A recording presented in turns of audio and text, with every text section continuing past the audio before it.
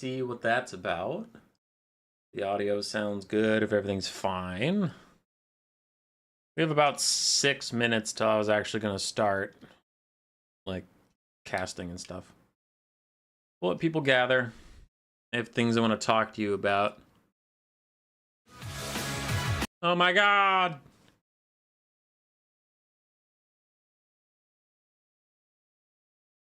Like, casting and stuff. We'll let people gather. Alright, audio sounds good. We're just letting people gather. I'm going to hang around. I'll bring it up a couple times, but I'm going to let that poll run through the whole stream. Yeah, I'll bring it up a couple times. So, 2 things I want to touch on before we get started. If you are in VOD land, I'll do your announcement first so you don't skip ahead. If you watch the streams after they air live, do me a favor on this one and comment below the video, yes, I watched them. Or upvote someone else who's already posted that. The YouTube metrics are just weird. Where viewership is delayed in a way. Like, after I stream, I see, let's say at one moment in time, I have 100 people, right? And I have roughly that for the whole stream. So my average is 100. And I know, statistically, only a third of those people stay around to watch the whole thing. Most people are in and out. You know, they'll watch one game, they'll leave. They'll watch for a bit, and then they got to go do something. But then when I end my stream, my live viewership says, like, oh, your stream got 200 views. And I'm like, that's not true. So I'm curious, like, do thousands of people watch it? Well, not thousands. You know, do 1,000 people watch it later? Or is it just slowly catching up? So if I have, like, 3 comments, I watch it later with, like, 10 upvotes, then, yeah, it's just a lagging indicator. But if we have, like, you know, 20 comments of people say I watch it later, it's like, okay, yeah, a good amount of people watch it later. So, just curious.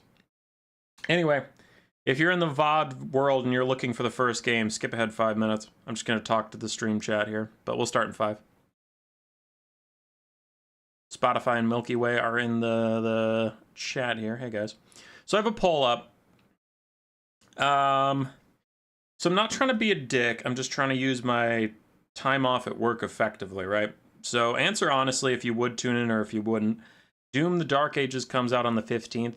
I streamed Doom Eternal before, and that was kind of fun. I did a challenge where, like, every time I died, I had to do, like, 50 push-ups or something. And I played on a pretty hard difficulty. And that was fun. But it wasn't, like, take off of work fun.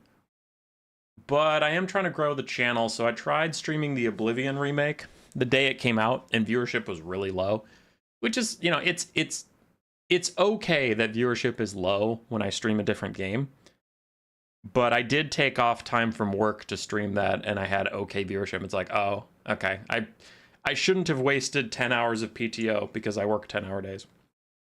I shouldn't have wasted 10 hours of PTO for that. I should have just done it on a Thursday night for fun or something. So I'm gonna leave that poll up for the whole stream, and I'll bring it up a couple times. But if you guys could let me know if you actually give a shit about Doom the Dark Ages and you'd watch me stream it.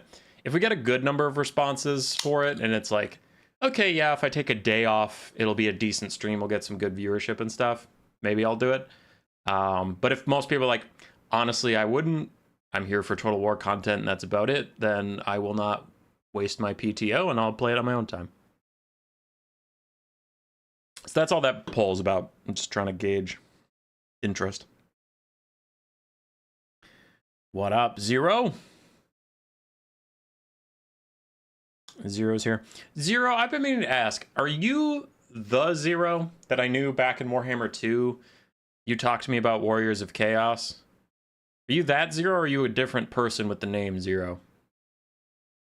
I missed that guy. That was a cool guy. If you're not that guy, I also bet you're a cool guy, but I'm wondering if you're the person I know or not. You don't want spoilers, so I wouldn't watch. That's very fair, Rambo. There's lots of reasons not to watch. There's lots of reasons to watch. 2 minutes till we'll start our first game, so I suppose I can actually talk about what we're doing here. Hey, it is Zero! Let's fucking go! Love that guy. We love Zero in this house. Dude, if you ever want to hop back into the competitive scene at any point, Warriors of Chaos are still exactly the same. 6 Marauder Horsemen. I guess Archaon used to be Archaon the Never Chosen. Now he's Archaon the Always Chosen. But yeah, a strong caster lord, 6 skirmish cav, and try and win. Thanks, Zero. Oh, I wish Warriors of Chaos got a little more freshening up, but they're okay. At least they get marked units now. Anyway, on to what we're doing today. Big JP's new player tournament. Every week, every Saturday, he hosts this. New player domination, new player conquest, advanced player conquest, advanced player domination. We usually cast his new player conquest stuff, so we'll do that today. There's 4 Swiss rounds, and it is single faction, so this person, Milky Way, playing the Chaos Dwarfs, will play the Chaos Dwarfs in all 4 of their Swiss rounds. At the end of the 4 Swiss rounds, JP or his admin gathers up 2 semifinalists and a finalist. We cast those 3 games live. So let's get into it. I will try and cast everybody's games at least once, and then from there I'll just look for interesting games. But going through our first round, we have Chaos Dwarfs versus Slaanesh on the Hockey Spotify and Milky Way.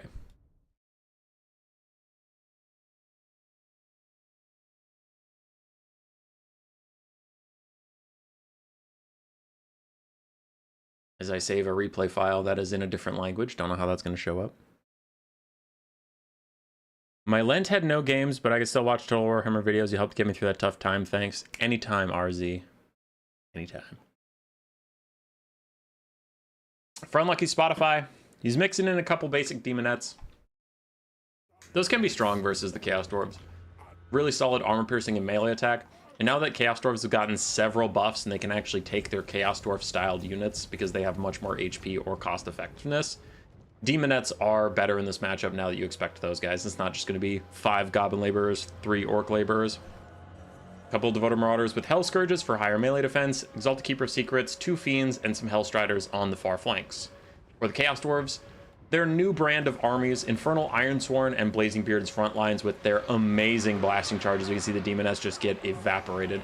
Same with the Fiends of Slaanesh, as the blunderbusses that are backing up the front line do a lot of damage, and then we do have a Source Prophet of Metal with Transmutation of Lead, interestingly enough, but Searing Doom. Pit of Shades coming out from the Exalted Keeper of Secrets.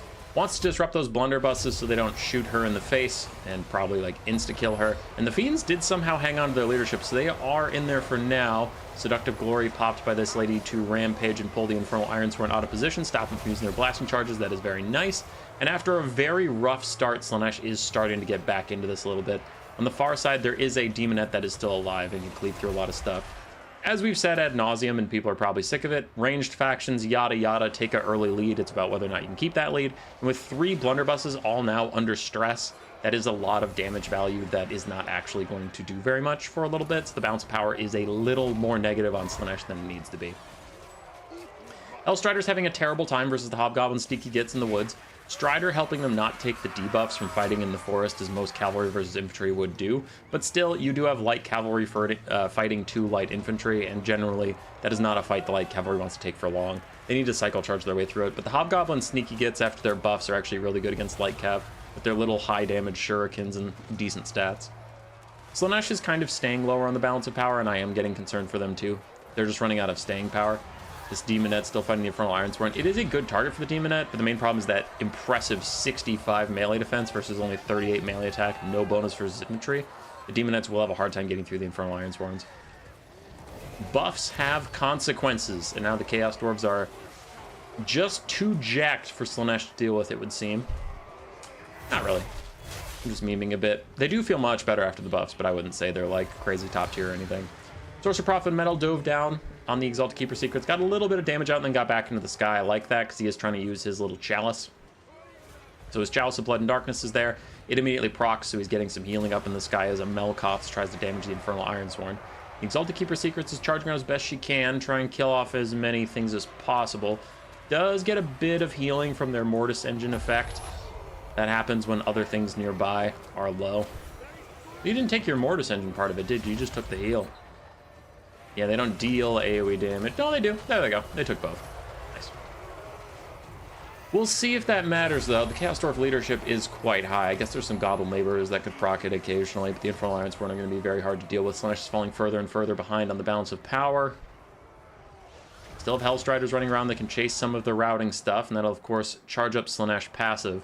And actually, some tier 3 army abilities of Slaanesh could be important here. Its rampage is whatever. Like, yeah, you're rampaging them into melee where they're probably already going to be. But it does a lot of damage, so the more stuff that these guys can chase down and just get those free Slaanesh army abilities could really help win the game. And Pit of Shades is not a bad spell at cleaning out Infernal Ironsworn. They are Chaos Dwarfs, but they don't get the Dwarf passive of magic resistance. They are actually as susceptible to spells as any other elite infantry unit. Hellstriders and Melkoths trying to take out this Infernal Ironsworn that still has grenades. I appreciate that, but seeing the giant clump of full health Ironsworn that you have to deal with, I do hope that Slaanesh saves up for Pit of Shades. This could be bad, but it looks like the Exalted Keeper of Secrets is not going to try and rampage and duel the Sorcerer Prophet on the ground. Maybe worried about him just eventually escaping and healing throughout the game as he seems to do. I suppose that's fair. I might have just taken the chance to do the extra damage, but maybe I would be folly. Still have some Fiends fighting next to the Exalted Keeper of Secrets. Still have some Devoted Marauders just being a nuisance.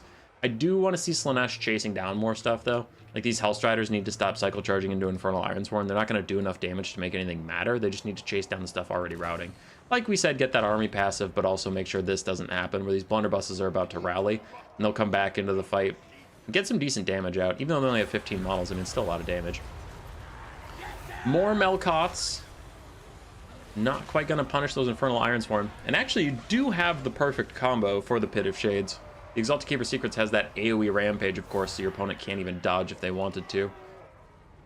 So do want to save up for Pit of Shades, and it has to be Overcast. Undercast doesn't do nearly enough damage to the Infernal Ironsworn to be worth it, but an Overcast will do really good work versus those guys.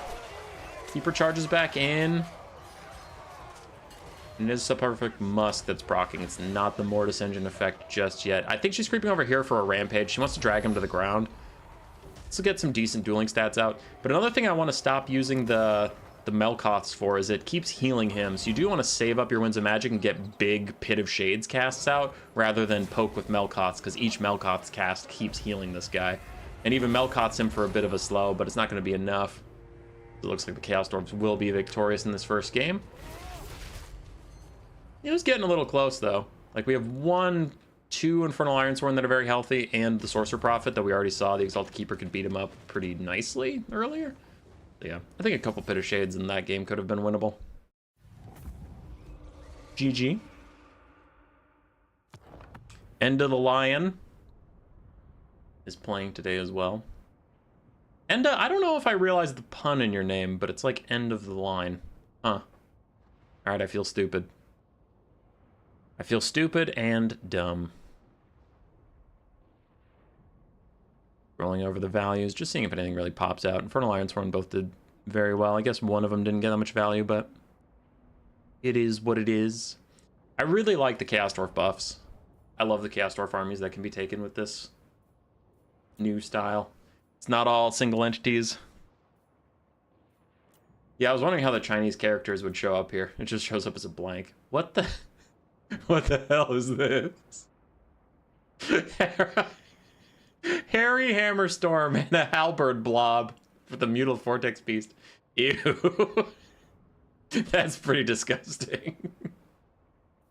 That's the grossest thing I've seen all day. Alright, but we'll get to that when we get to that. Next we have Senfishy versus Impenetrable. Impenetrable.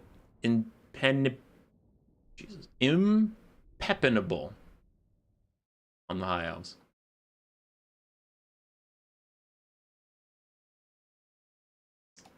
Saving up some more replays as we get in here.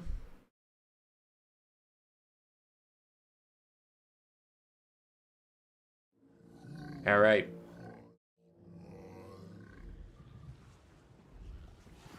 So, for Senfishy and the Lizardmen, we do have Red Crested Skinks and Skink Cohort Frontline, pretty standard stuff. 2 Coldwind Riders, 3 Saurus Spears, all under a Quaddle, currently shielding them in stealth. Shredder of Lustria and a Slann Mage Priest of Life with Earth Blood, Flesh to Stone, a Bound Banishment. Pretty small build. Versus the High Elves, we have the Omen of Assyrian.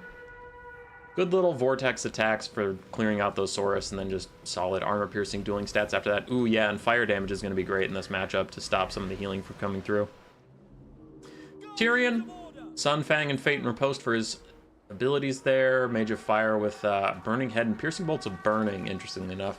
Then some Spearmen, Lothern Seaguard, Talons of Torquelada, more Spears, Illyrian Reaver, and the Fireborn. So between the Fireborn, Tyrion, a Fire Mage, the Talons, and the Omen of Assyrian, this is a fire-themed build from the High Elves. See if it works out for them. I don't believe in Piercing Bolts of Burning. I know it can do a crazy amount of damage if it hits the Shredder of Lustria or any other big dinosaur, but it's also crazy easy to dodge. Like, you see a circle appear beneath your guy, it has a very long cast time, and then you see giant burning bolts falling out of the sky, and you can still dodge them. Like, I don't know. I'll be sus if it hits, but we'll see. Tyrion's going to duel the Quaddle. He has way better stats than that thing, so he should do very nicely here as the first Burning Head comes through. He's going to try and hit Skinks, though. That angle is going towards some Spearmen unless it curves, which it tends to. Burning Head might curve away from those High Elves. Meanwhile, Talons of Torquelada imbuing fire weakness on the Shredder, but without the Fireborn nearby. Yeah, the Burning Head did do some serious friendly fire, but still hit what it needed to. And a nice Bound Banishment's going to actually hit 2 units at once. But anyway, without the Fireborn nearby, that fire weakness on the Shredder isn't such a big deal. The Shredder seems to be forgetting his job as a bodyguard, though, as he completely leaves the Slann Mage Priest on his own. I do like the High Elves target priority here. Take out the healer before bothering with the Shredder, because you'd rather fight 1 Shredder than 1.5 Shredders. What is this? Is that a Piercing Bolts of Burning? It's gonna hit. No way he sees it coming. That's gonna be some big damage. Oh, that was an undercast. They got half HP from a Skink and a Coldwind Rider. Fireborn fighting alongside Illyrian Reavers. They are on top of Sora Spears. They want to be a little careful, but yeah, Mazda overextending into Tyrion and the Omen of Assyrian is a big problem. The Shredder just got distracted. Took out some archers, and that's fine. Took out some Spearmen too, but it was needed back here for a while. Fireborn not taking too much damage from the Sora Spears yet. It will want to back off and not just fight on top of those guys forever as a Burning Head goes through. The Slann is dead, so there's no more healing for the Shredder of Lustria, and the Lizardmen leadership, which is normally very good, is now pretty fickle. Like, Skinks without a Slann will get routing very quickly. You can see that one's routing at 1/3 HP. Another one's thinking about it around the same time. Shredder almost one-shots the Mage of Fire, though. Routes her after taking her down to about 2/3 HP. Looks like it's just a tear out. She might come back as Tyrion is currently getting worked on. He does not. He does have his Heart of Avalon healing, but we'll see. The big problem with Tyrion that High Elf mains have been complaining about forever, and justifiably, is that he can terror out. He's not usually immune to psychology. Or did he get that recently? Ah, he's getting it from the Omen of Hope. Anyway, he can terror out or just normally route away from the Shredder before getting his heal, and then he goes off the map and is very sad. Quaddle is currently doing very well against the Omen of Assyrian. We'll see if the High Elves have RNG with them today and they get their big heal or not. Another Piercing Bolts of Burning is coming down, and the Sora Spears seem none the wiser. It is easier to hit infantry than, like, the Shredder. I thought the Piercing Bolts of Burning was here to get underneath the big dinosaur and get that, like, campaign combo YouTube short going, but does not appear to be the case. It's just using it on a blob he sees, which is a good usage of it. What the hell is that? Oh, Quaddle bound spell. Got it. I was thinking, like, Slann's dead. Where spell come from? What spell? Quaddle and the Omen of Assyrian refuse to let go of their duels. Apparently, they will just fight to the death. The Omen does seem to be the victor there. And now the Shredder of Lustria is completely surrounded by the Fireborn and Tyrion, though it is doing good damage on its way out. And it removes your ITP, I believe? No, it just has that -8 leadership despite your ITP. Gotcha. Fireborn might route any second now, down to 6 leadership, and it is falling. The Shredder gets a couple good attack animations in a row, lots of damage onto the Fireborn, and Sora Spears are flanking them as well. So the Shredder gets to fight on top of his own infantry support while Tyrion and the Fireborn get kind of poked down by spears. There go the Fireborn. And now we get to play the Tyrion game. Does he route or does he heal? And we'll play the Phoenix game. Does it kill itself or does it heal? Man, the High Elves took this build risky. Impenetrable is a gambling man for sure. Talons of Torquelada provide flammable. The Shredder is trying to leave this fight and it can't do that. It's taking rear attacks, which damages leadership too much. Ah, it didn't get the heal. Unlucky thing number 1, and Tyrion loses his immune to psychology. He's gonna terror out. But he gets his heal in time. Let's go, Tyrion. Nice job. You really did need that heal to not rout off the face of the earth. We still have Sora Spears grinding around. And Sora Spears are generally not a staple of competitive, but one thing they can do is just stick around till the end of time, and they are certainly doing that here. Overcast damage. Does the Fire Mage take the damage? Nope. gets the spell off just fine. In comes the Overcast, Piercing Bolts of Burning. Tyrion does Terror out, but that Piercing Bolts is going to do so much damage. The Shredder did not bother to try and dodge it. Neither did the Saurus Spears. And not dodging the Piercing Bolts of Burning is going to cost the Lizardmen quite a lot that game. That Fire Mage is probably having gross value. Yeah, 1,500 value. That's very nice. Tyrion 2,900. Also quite solid. Archers, more mixed. Fireborn, the Arcane Phoenix did very well. Rudder of Lustria honestly had a good day. 3,600 for him. Just needed to dodge that last Piercing Bolts of Burning. He might have been all right. Waddle did better than I would have expected, dueling the Omen of Asurian. And the Slann got sniped out for Sen Fishy. So for Fishy, just dodge some more of those Piercing Bolts of Burning and have your Shredder. Make sure your Slann doesn't get one-tapped. For Impenetrable, I mean, he played good. That build just felt super risky because you're hoping Tyrion doesn't pull a Tyrion, and the Omen of Asurian offed itself. So yeah, got a little unlucky on that. Oh, and Piercing Bolts of Burning was a risky bet, but I guess he was right. They didn't get dodged. Good second game. Elves versus Lizardmen. We saw that one already. Both players sent it in. Good for them.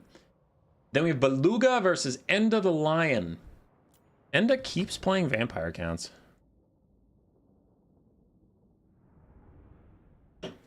Prime, that does seem unfortunate. Hey, Garrett. How you doing?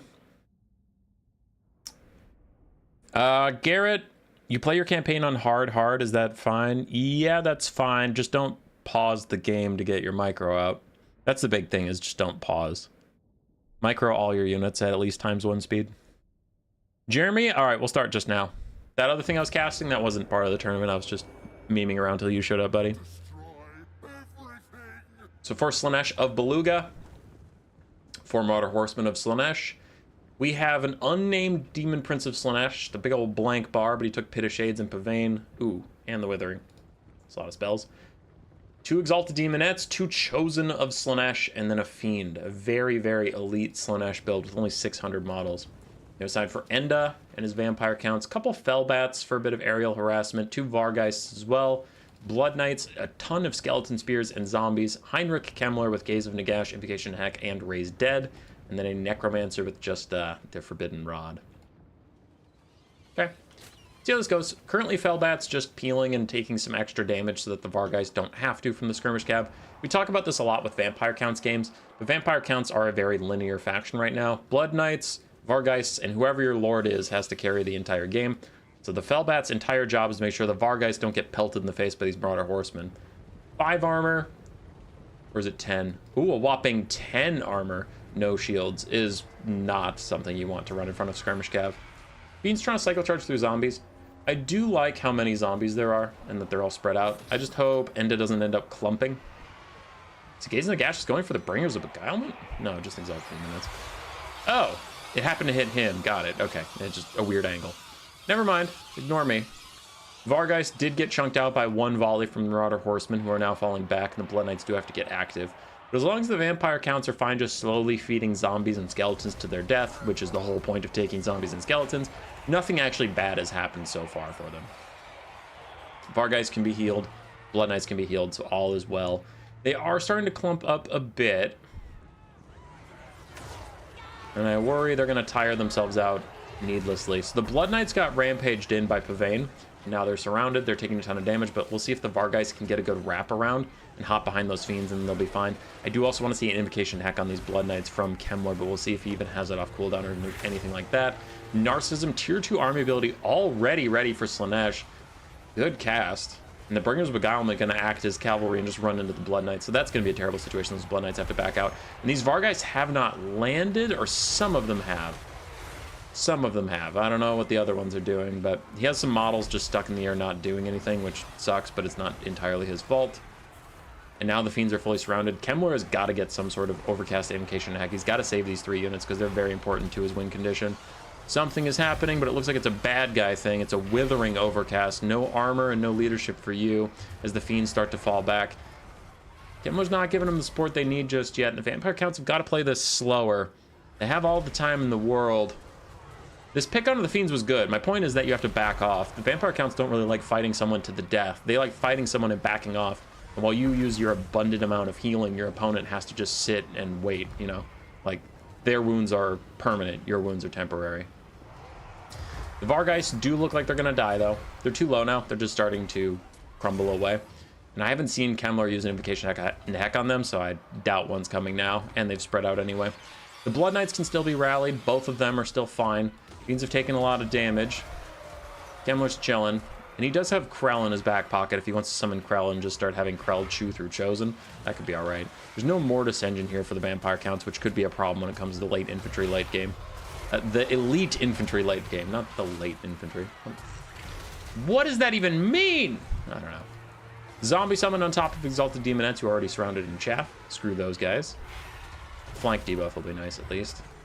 The Blood Knight's still very low, still getting skirmished out. One of them just died? Yeah, one of them just died. So did the Fiends, to be fair. The Vargeist did actually rally, so I apologize for doubting you, Enda. You got your Vargeist to safety, and this is what you need to do, right? He's sitting above the Unholy Lodestone, he's casting Invocation Heck, and as long as he keeps away from those Marauder Horsemen, doesn't let them get free volleys on his very wounded Vargeist, they will heal up and even start getting some models back here and there. Skirmish Cav on the other side. I've been talking a lot about what the Vampire counts need to do. It's because the Slaanesh build doesn't have that much agency. You have very strong grinding infantry, so you're going to win the infantry fight, which is going amazingly for you. And then you have Skirmish Cav. That's about it for Slaanesh. And Slaanesh mostly is using their ammo well, but these guys still have Fire at Will on or something, because they're for some reason shooting the Fellbats, which just can't happen. That's exactly what the Vampire counts brought the Fellbats for, is to eat your ammunition, so don't shoot at them unless you have to. And sometimes you have to, but like out here, these Fellbats just chill in the middle of nowhere. You don't have to shoot at them, so don't waste your ammo. Everybody's blobbing up around Kemler. Kemler has his own healing. So the Chaos Tombblade and the Unholy Lodestone are trying to heal up these Blood Knights right now, but they're still crumbling very low. Vargeist find some of the Marauder Horsemen that still have ammo. This one has 2, this one has 7, this one has 5, and that one has 2. Vampire counts, I would agree with the balance of power, right? I would agree that they're down. I think he's playing it well in this late game. There are a couple oopsies that I didn't really agree with that one big engagement, but after that, he's actually been playing pretty well. The final Blood Knight is crumbling away, down to 40 HP, and it looks like it will die. Vargeist are also very low, but their leadership is positive, and they're getting multiple healing effects, so maybe they'll hang out. And Krell is here dueling the Demon Prince. Krell will trade super effectively. I think that Demon Prince doesn't fully know he's there, because if he knew, he'd just back off. There's no reason to fight Krell. Krell has crazy good stats. Your Demon Prince is getting chunked out. There's no healing on the Demon Prince, I don't believe. He's not like the Exalted Keeper's Secrets. So all that damage is permanent. Krell is kicking his ass. Yeah, he sees it now. Yeah, he backs off. That's the thing about Krell, is like Kemler has this summon that pretty much just makes it so you can't attack Kemler for, I think, like 3 minutes. But then once it fades away, then you can go kill Kemler for free. Pit of Shades coming through. Some friendly fire on the Chosen. Honestly, that is a bad Pit of Shades, because the zombie summon and the Skeleton Warrior is not worth Pit of Shades in your own Chosen. So a little bit of a whoopsie there from Slaanesh. Slaanesh is still in a pretty good position in this game. The bounce power is artificially inflated by a full health Krell that will eventually fade away. We can see the Demonettes very close to demonic instability crumbling. Bringers of Beguilement are pretty damaged. We still have a super healthy Chosen or Skirmish Cav with high HP, even if they have no ammo, and a Demon Prince of Slaanesh that can fly. And there's nothing left to punish in the sky. Vampire counts don't have range to begin with, and their last Vargeist just died, so with free access to cycle charging and the ground advantage, Slaanesh should be able to win this. Kemler's Necromancer try and grind it out, but the Bringers of Beguilement could honestly finish those guys. Demon Prince doesn't seem to want to let anybody else have the fun, but he doesn't need to be here if you were like truly perfect gaming or whatever. But oh, nasty volley. The Withering taking away Kemler's armor plus a big shot from those Marauder Horsemen. That's going to seal the deal. GG. 60 seconds till Krell fades away, then it's literally just a Necromancer, so there is no hope. Wait for the negative 55. There it is. Pretty technical game from those two, though.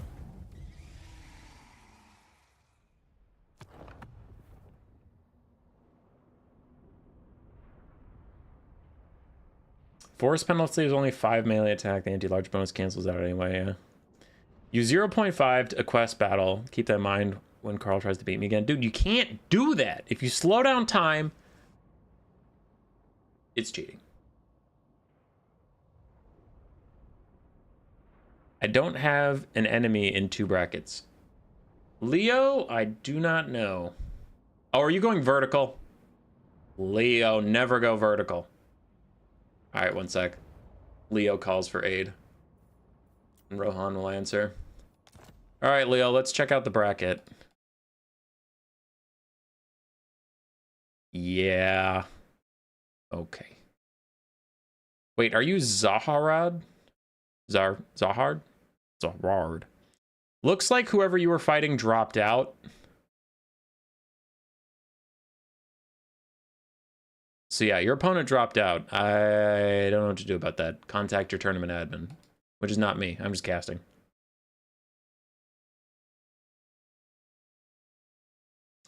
Spotify, you got 2 and 2 again? How are you already done? How did you speedrun this tournament, dude? End the lion drops out? Oh.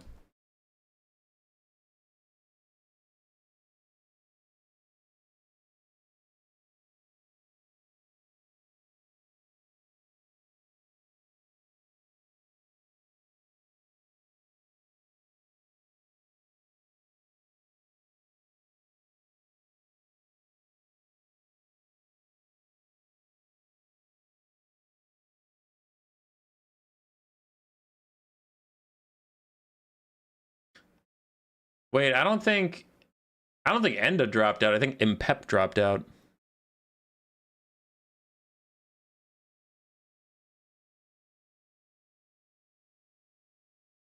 Maybe I'm misreading it.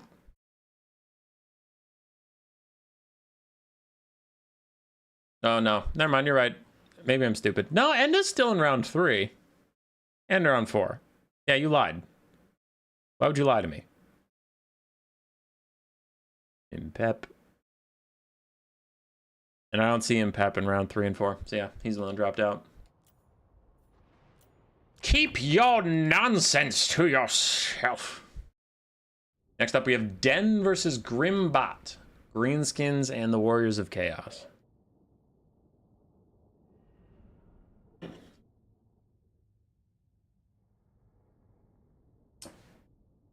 I didn't drop. And yeah, I got fake news.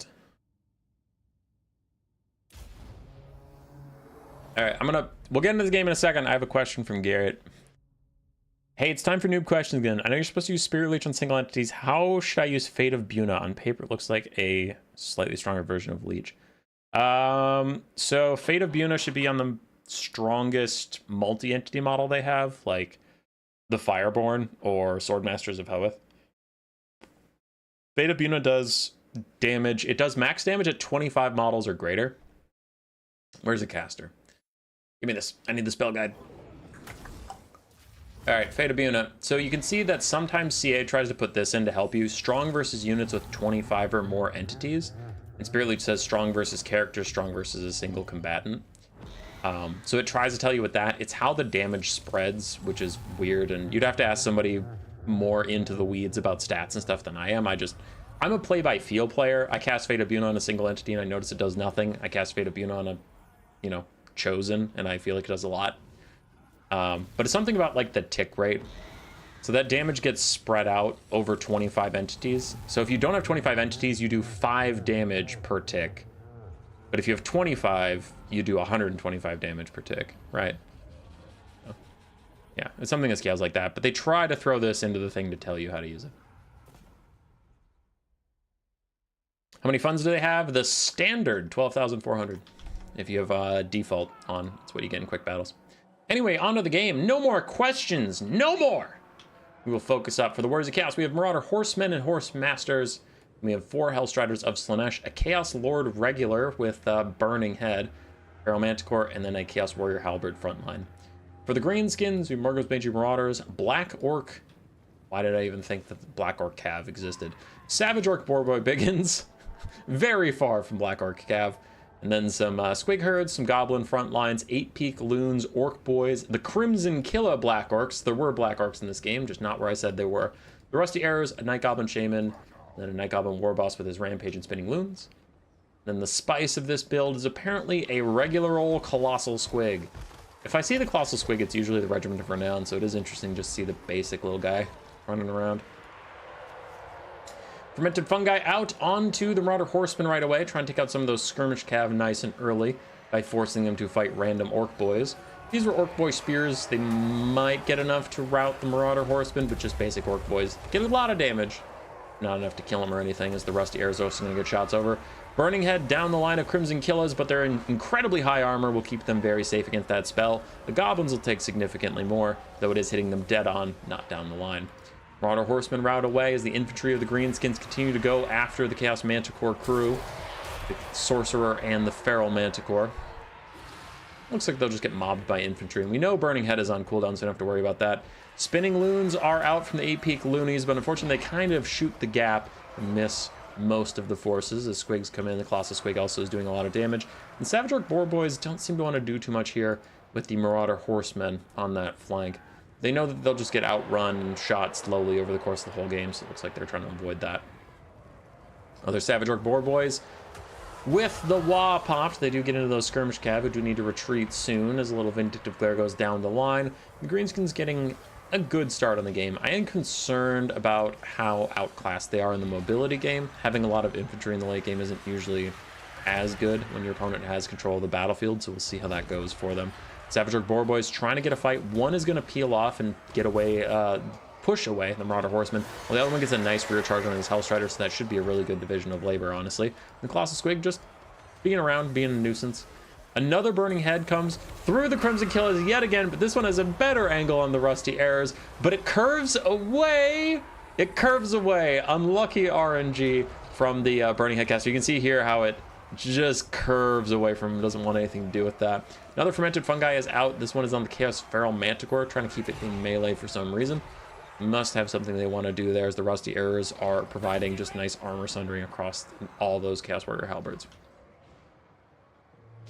For the Warriors of Chaos, their skirmish cav are doing very well, as we would expect. Their front line is kind of getting pasted by the Greenskins. They did have Chaos Warriors, but it was still 5 Chaos Warriors versus like a billion Greenskins. As a very nice Spinning Loon comes through the front line, gets a ton of damage out. And just a teeny tiny bit of friendly fire on the very end, but oh well, those Orc Boys can take it. Savage Orc Boar Boys charging back in to help out the Colossal Squig, and the Crimson Killers got a full surround of the Chaos Feral Manticore, beating the piss out of it and getting it to rout away. The Greenskins do have the point. This is Conquest after all, so I guess if you have pure skirmish cav left in the late game, it could be a problem for trying to take back the point. Hellstriders get into a bit of a fight. Savage Orc Boar Boys are in a bit of trouble here. They're fighting either anti-large light cav or 2 different halberds, so yeah, they do need to opt out. It looks like they're trying to do that.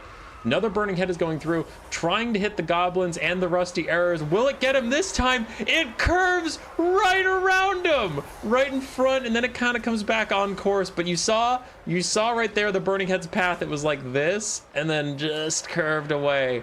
Man, that Burning Head caster, okay, I know he can't catch a break, and I know he's had multiple unlucky things, but also, you don't have to start here to hit this. You can start here to hit this. Just saying, next time, if you really want to kill the Rusty Arrows, don't go for the long shot. Just put it directly on him. Just say, hey, bam.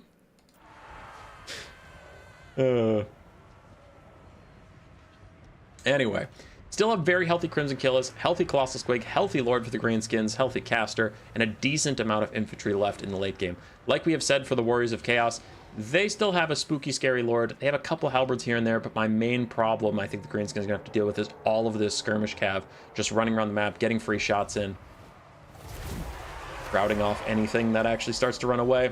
Chaos Sorcerer Lord gets Rampage back in. Colossal Squig jumps in as well. Crimson Killers surrounding this area, beating him to death. He's getting very, very low. Night Goblin War Boss is getting good shots in too. And that guy just went from full health to pretty much dead. So an excellent Fermented Fungi cast from the Greenskins. Beautiful Lord Snipe, and now this game is looking pretty darn doomed. You have 6 skirmish cav, some of them have some ammo, some of them don't, all that stuff, yada yada. But without a Lord, your leadership's just going to be too low, so we're going to see a whole bunch of stuff start routing away. And the Greenskins can tunnel up on the point. You have the Crimson Killers, and your Lord, and your Caster, and the Colossal Squig that can just sit on this point, absorb that damage, and there's no way you're getting rid of them before they take this. So, yeah, it's looking pretty cursed. Okay, that was a bit much. Night Goblin Shaman just casting Vindictive Glare at an already dead Manticore. That's messed up. You can't just do that. Den takes it. That beautiful Lord Snipe really turned it around for him. Up until then, it was an even game, or maybe Warriors of Chaos favored, but yeah. Oh. Isolated and destroyed him.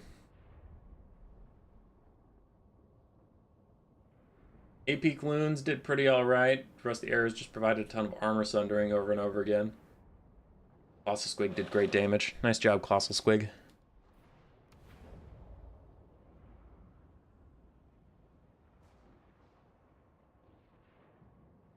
GG. Seems like a very large battle. Yeah. Greenskins just have crazy cheap units they can field. Warriors of Chaos Caster. You're used to seeing Warriors of Chaos armies with Archaon, who's pretty expensive. He's great, but he is expensive. Chaos Sorcerer Lord is really cheap if you just have him on a Manticore.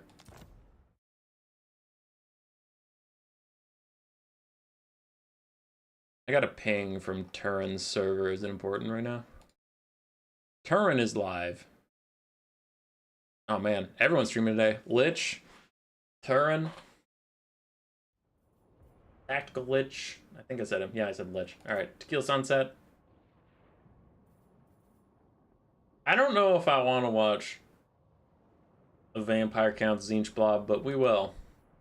I just won't like it. How do I join these tournaments? Big JP hosts them on the RTK server in Discord. I'll post it. Hang on.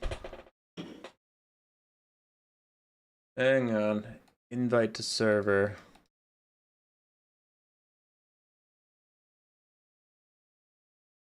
There you go. They host them on that server, and Big JP is just the one who runs them all. Okay. Cards on the table. There might be some fast forwarding this game if it ends up just being a blob fight, but we'll see before I start fast forwarding or skipping the game. 4 Chaos Warriors with Halberds, 1 Chosen of Tzeentch with Halberds, Severed Claw, a Cultist with Burning Head and Flaming Sword of Ruin. Then we have Herald Hammerstorm Changeling, who can turn the undead into mere mortals who will rout, and then Aesion the Fallen, Mutal Vortex Beast, ROR. So pretty nasty blob. Vampire Counts did not bring a Mortis engine of their own. Will make this more difficult. We have some Skeleton Spearmen, 1 Graveguard with Great Weapons, 2 Black Knights with Lances and Barding, 2 Vargeists, a Corpse Cart, double White King, both of which have Scab Scrape. Normally in tournaments you can only have 1 item of the same type, just a heads up.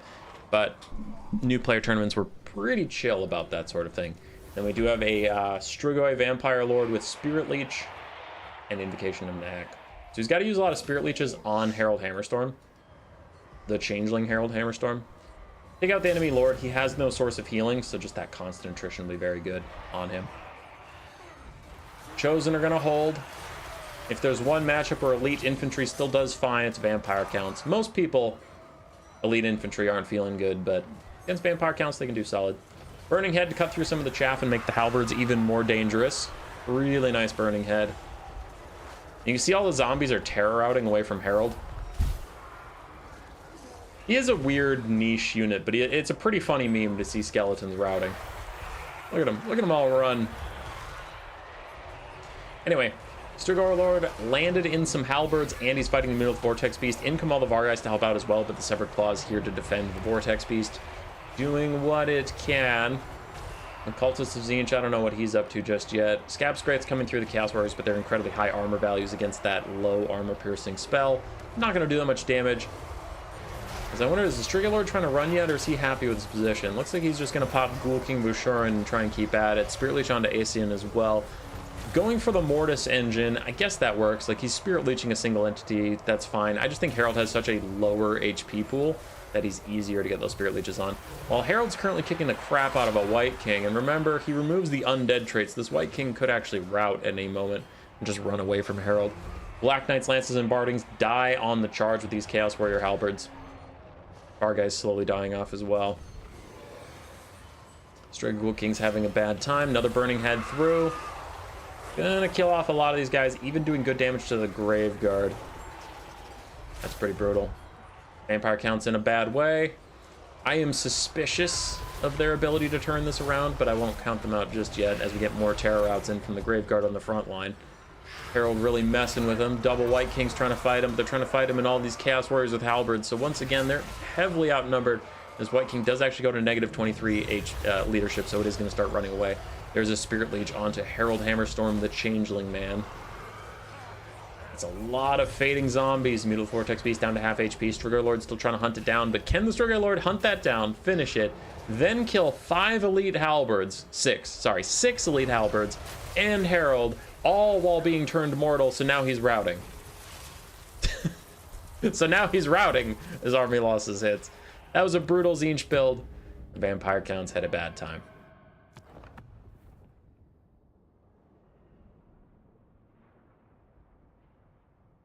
I'm glad it was fast. I could see a build like that taking a while, but loading in, I mean, I made my feelings clear. I was pretty worried about the Vampire Counts versus Tzeentch. There's a reason you don't see a lot of the Strigar Lord, and that's because the lords that have dragon mounts instead of Terrorgeist mounts are taking a lot more, because their breath attacks are a lot more versatile. Strigoi mounts, the Terrorgeist don't have great breath attacks for killing infantry that are spread out or anything. They kind of do a little bit more damage in like tiny little bursts. Yeah. Whereas dragon breath attacks are great versus everything all the time. Okay, I was just checking in on the tournament chat. So we've seen Unlucky Spotify, we've seen Send Fishy. I'm just going to check and see if there's somebody I haven't seen yet. We've seen Grimbat and Milky Way. We've seen Beluga and Den. And Pepinable and Enda.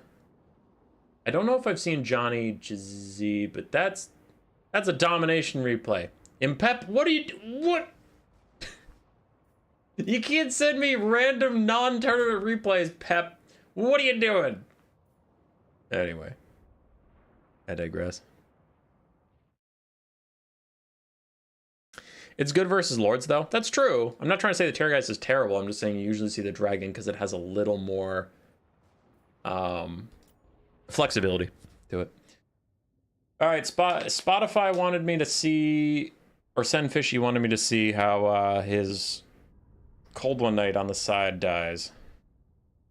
So I guess we're here doing this.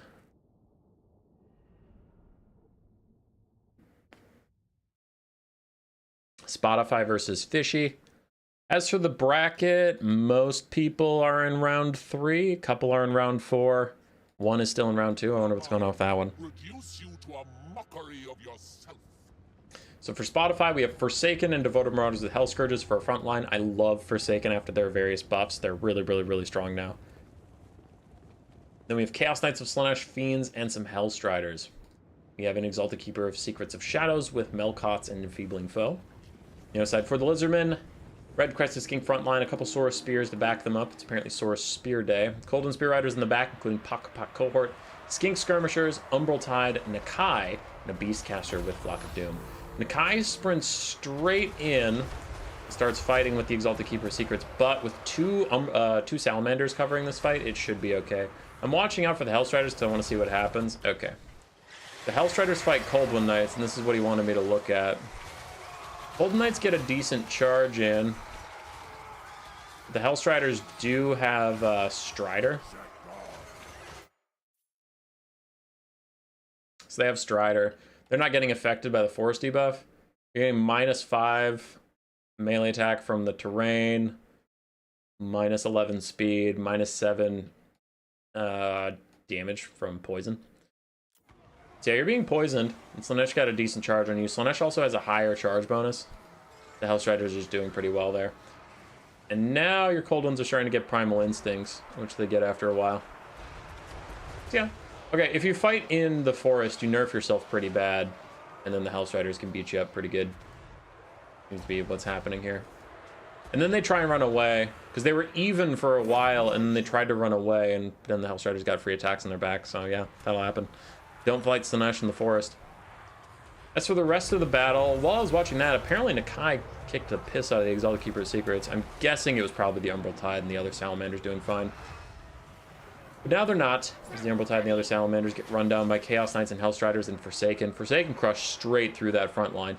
And Nakai is really the only thing going well for the Lizardmen right now. He's holding it down with some Feral Coldens, Red Crystal Skinks. He's still hunting the Exalted Keeper of Secrets. The entire backline is falling apart. We do still have some Colden Spear Riders fighting back here, and they'll do okay for now, but we'd see more Hellstriders closing in. They're going to fight a 3v1 soon with Forsaken on their flank. Yeah, that is too many Slaanesh boys for these Colden Spear Riders to deal with. They get massacred and routed. The Beastcaster is also leaving. Bounce power takes a huge shift, and only a 2.5-minute game, it looks like, for Slaanesh to take it. They still get more melee attack because the anti-large. Yeah, but I mean, the Hellstriders have more melee attack because they're anti-large too. They get plus 10. Both sides get plus 10.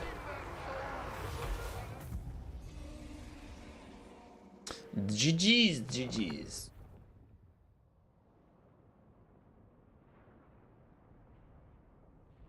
Hellstriders with crazy high value there. Chaos Knights did okay. Fiends looks like they got murdered. And then the Lord for Spotify just had to run around for Fishy. Nakai did okay at the first charge. Then the game ended very shortly, so he didn't get time to grind out his value. Salamanders must have done most of the damage to that Exalted Keeper. Dark Elf Cold Ones need a buff? Nah, dude, Cold Knights are crazy. Cold Knights are insane. I know they're not, like, amazing in domination, but they're really good in land battles.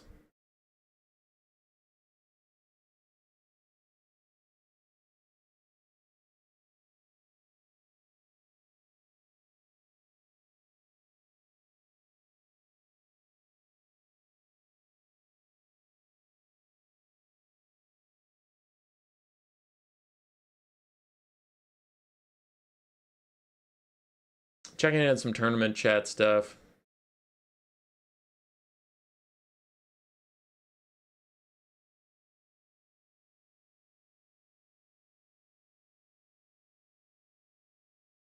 Because there's someone who's still in round 2 while other people are done with the tournament. That doesn't seem right.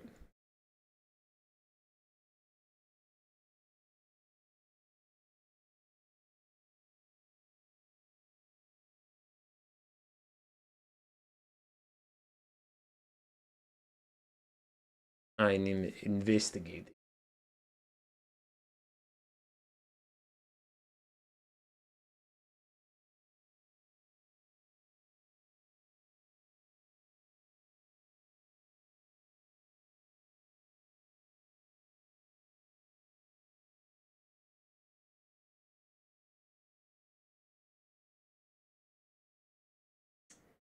So 45 minutes ago, Sniper got to fight this guy. And they had the same opponent round 1 and 2, so they shouldn't have had to try and get back together.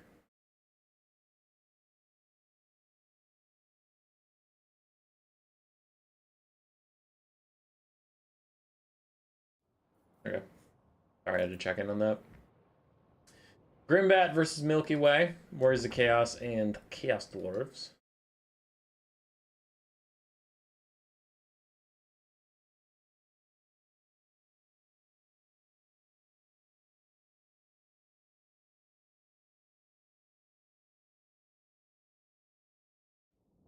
Oh, I think I just saved this one again.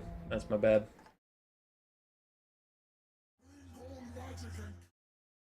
Oh! Martin joined. Hi, Martin. Wish Hornwoods were worth it? No, Hornwoods are terrible. I'll agree with you that. You posted link to the stream instead of whatever Discord server? What? No, I didn't. No way. Hold on. Sorry, Garrett. Invite to server. Copy thing.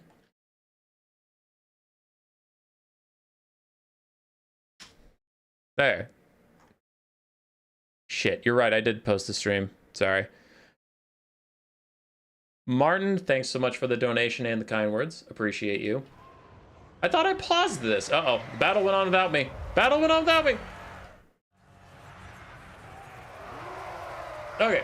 Gorbius Chariot and Hellstriders of Slaanesh for the Warriors of Chaos on each flank. Marauder front line, a couple Marauders of Great Weapons. We do have a Hell Cannon. And then we have Heroes on Discs. Chaos Lord of Tzeentch, Exalted Hero of Tzeentch, and a Chaos Sorcerer of Tzeentch with Blue Fire and Infernal Gateway. For the Chaos Dwarves, we have Blunderbusses and Infernal Iron Sworn with their blasting charges, Blazing Beards as well. and then some Hobgoblin sneaky gets on the flanks. Sorcerer Prophet of Metal once again running away from the Tzeentch boys. Has Transmutation of Lead to debuff them a bit, but he's fighting two Halberd characters in the sky, so he probably has to land soon. As, oh! Blunderbuss has apparently messed up the Sorcerer of Tzeentch while I wasn't looking, so that's a pretty big loss for the Warriors of Chaos. As long as their Lord can stay alive, most of Tzeentch's efforts, or sorry, the Warriors of Chaos efforts, but they're pretty much just Tzeentch. Warriors of Chaos efforts have been sniping out the Sorcerer Prophet of Metal. If they don't actually finish him off, this is going to be pretty disastrous. As the Blunderbuss is turned back, I have mentioned in my Tzeentch and Warriors of Chaos build guides that on their discs, they're tanky. This is why. They're sitting in front of two Blunderbusses, and they're just not taking that much damage because they're teeny. Look at all those bullets just missing him because of how small he is. So discs are very tanky. Looks like they are going to succeed in their Lord Snipe attempt. The discs are going to chase him down. One exalted hero gets left behind. Do the Blunderbusses stop and shoot him at close range? At close range, they'll do a lot of damage. At far range, not nearly as much. The Hellstriders look like they're here to bail him out, and the Blunderbusses didn't get attack orders in time, so the exalted hero will be saved by some of his cavalry. Still have Gorby's chariots. We still have a Hell Cannon to deal with a lot of this heavy infantry. And if we get really lucky with the Exalted Hero, he does have two potential Fate of Bunas left in his Book of Secrets.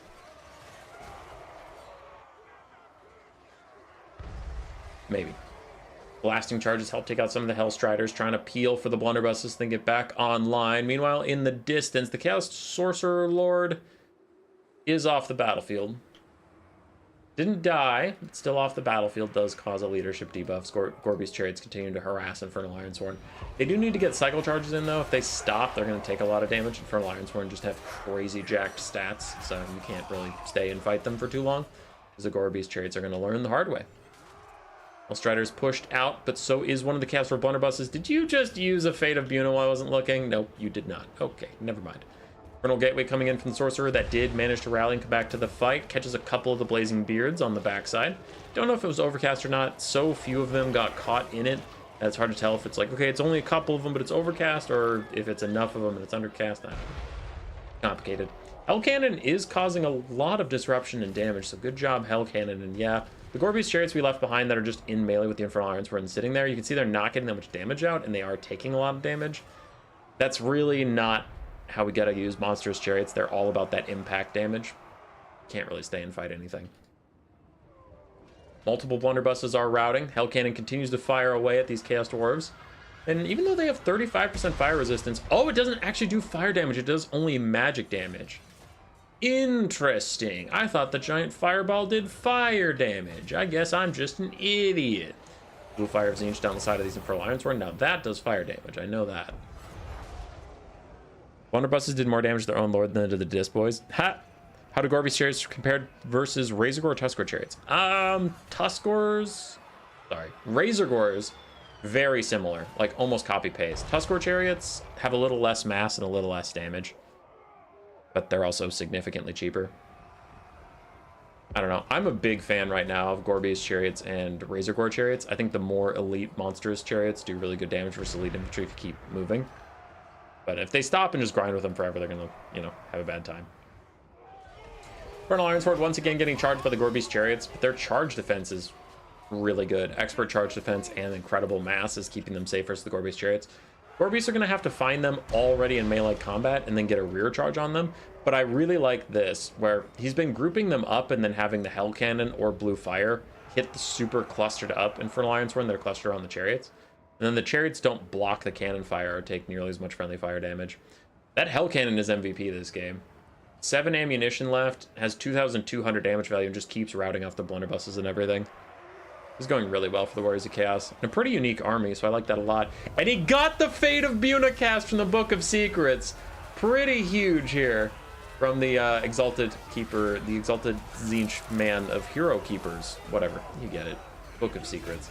That's where I got crossed up, because he's an Exalted something with a something of secrets. He's not an Exalted Keeper of Secrets, though. So, nice Fate of Buna on the Infernal Ironsworn.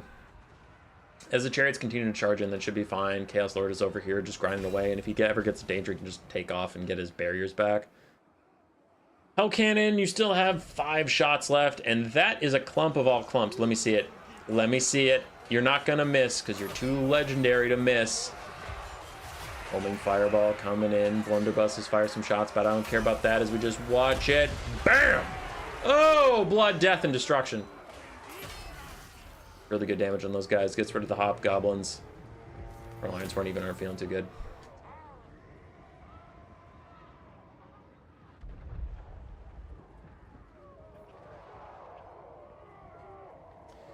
Three ammunition left on the hell cannon. 2 ammunition left on the hell cannon. Direct hit. What's your value at now, hell cannon? 2,600. Oh my god. That is a jacked hell cannon. All right. Chaos Sorcerer of Tzeentch. You could have a. Do you have another Infernal Gateway in you, or have you been burning all your stuff on blue fire? There's Infernal Gateway, some fools. Do you have any more secrets in your book? Nope, no more secrets in your book. Orbeez Chariot's coming in. Now these guys are unbraced. Did about 400 damage on the charge, so yeah, it's going a lot better now that these guys aren't facing them directly. Chaos Lord of Tzeentch hops in for a little bit of extra damage, trying to route these Infernal Ironsworn, and the Hell Cannon is down to 0 shots. But there it is, the juicy Infernal Gateway that will end this game. Catching an entire Infernal Ironsworn and a full health Goblin Laborer should be enough for the finishing touches on this. There they go. Lots of damage. Bounce power is tanking for the Chaos Dwarves. Goblin Laborers even got shattered. Yeah. Flat out killed them. And that is it. GG. Warriors Chaos win it. Milky Way should have killed the stupid Hell Cannon. Yeah, hindsight. 2,800 value on that bad boy. Hellstriders didn't get much done because there wasn't much for them to do. Just all heavy infantry and stuff. No light cav for them to go fight. The Hero Squad of Tzeentch did fine, but it was mostly that Hell Cannon. 250 kills on a build this elite is a little spoopy. Little spoopy.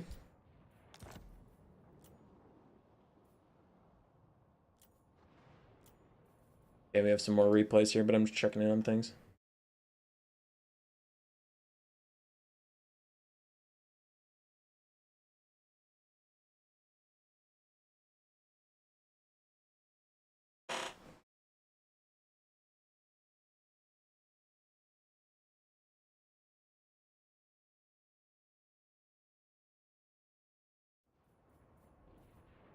Slaanesh versus Greenskins, Beluga and Den.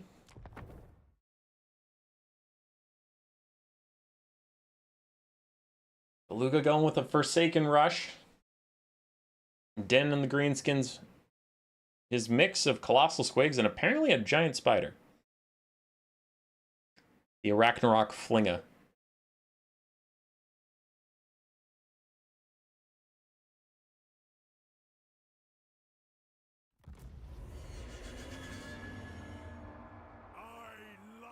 Okie dokie. For Slaanesh, we have Seekers, Hellstriders, and I saw in Heart Seekers somewhere. There we go on the far flank. A front line of Forsaken, and Azazel with his Rampage and Demon Blade. Aside for the Greenskins, Morgmanji Marauders, then Savage Orc and Orc Boarboy Biggins on the flanks. We have a Colossal Squig and a Arachnarok Spider with the Flinga. The Night Goblin War Boss with Spinning Loons, Fermented Fungi, and Spider the Bad Moon. The big, No, that's not Spider the Bad Moon, is it? Yeah, it is. Alright, bonus versus large and extra damage. Orc Boy Spears and Goblins for a front line, and we do have a Night Goblin Shaman with Vindictive Glare and Gork'll Fix It. First Rampage of the game, cast on Morgmanji Marauders, going to take out that Regiment of Renown with Hellstriders charging in. Those little goblins were not meant for this world. Gork'll Fix It is coming in to slow these guys a bit, and Fermented Fungi counter Rampage on the Hellstriders, keeping them in range for the Orc Boarboy Biggins to charge in. Seeker's trying to get involved as well.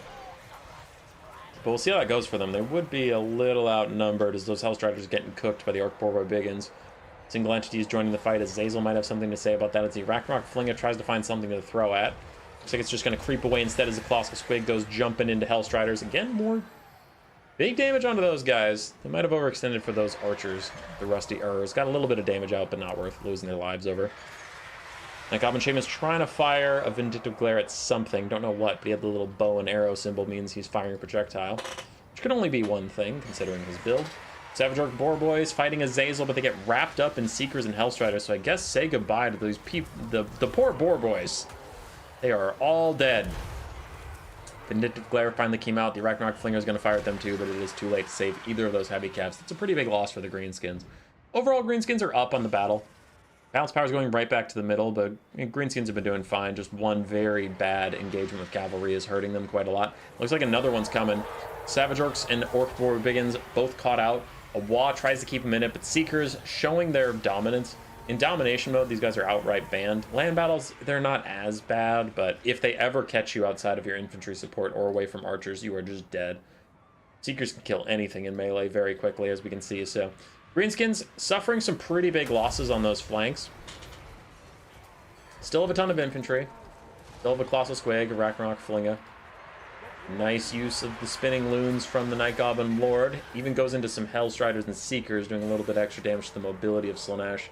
Things are starting to fall apart for the Greenskins a bit.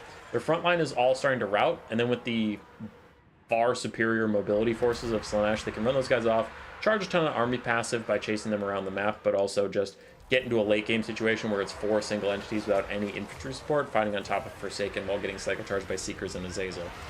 Speaking of Azazel, Fermented Fungi rampages him to the ground, trying to keep him here while the Arachnarok Spider closes in. It is a Flinger, it is a Catapult, but it still has significant bonus versus large and melee attack, so it can get decent damage onto Azazel. Though I forget Azazel is infantry size, so never mind, it's really going to have a hard time hitting him. We can already see Terror Outs coming in from that Goblin Shaman. Azazel pretty much killed the Goblin Warboss, and the Greenskins throw in the towel.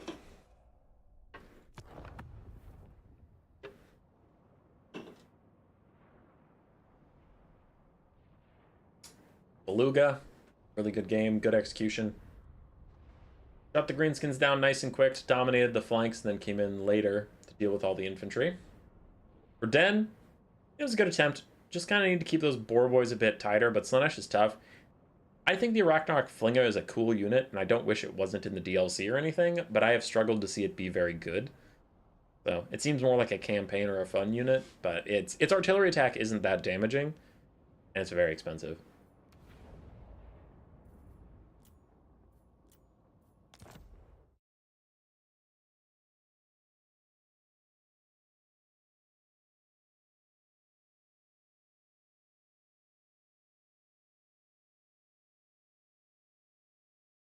Round 2 is finished.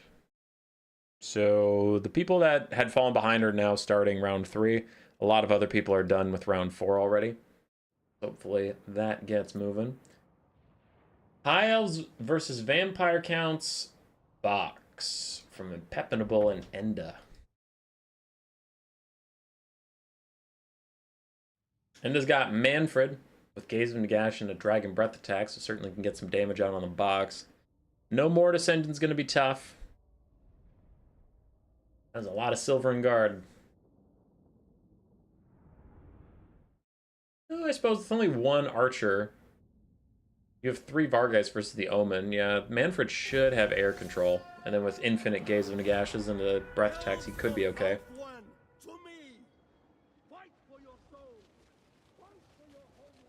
Alright, for his build, 2 Fellbats, 3 Vargeists, 3 Crypt Horrors, 2 Corpse Guards, both with Unholy Lodestones, then a bunch of Zombies, Skeleton Spears, and Skeleton Warriors.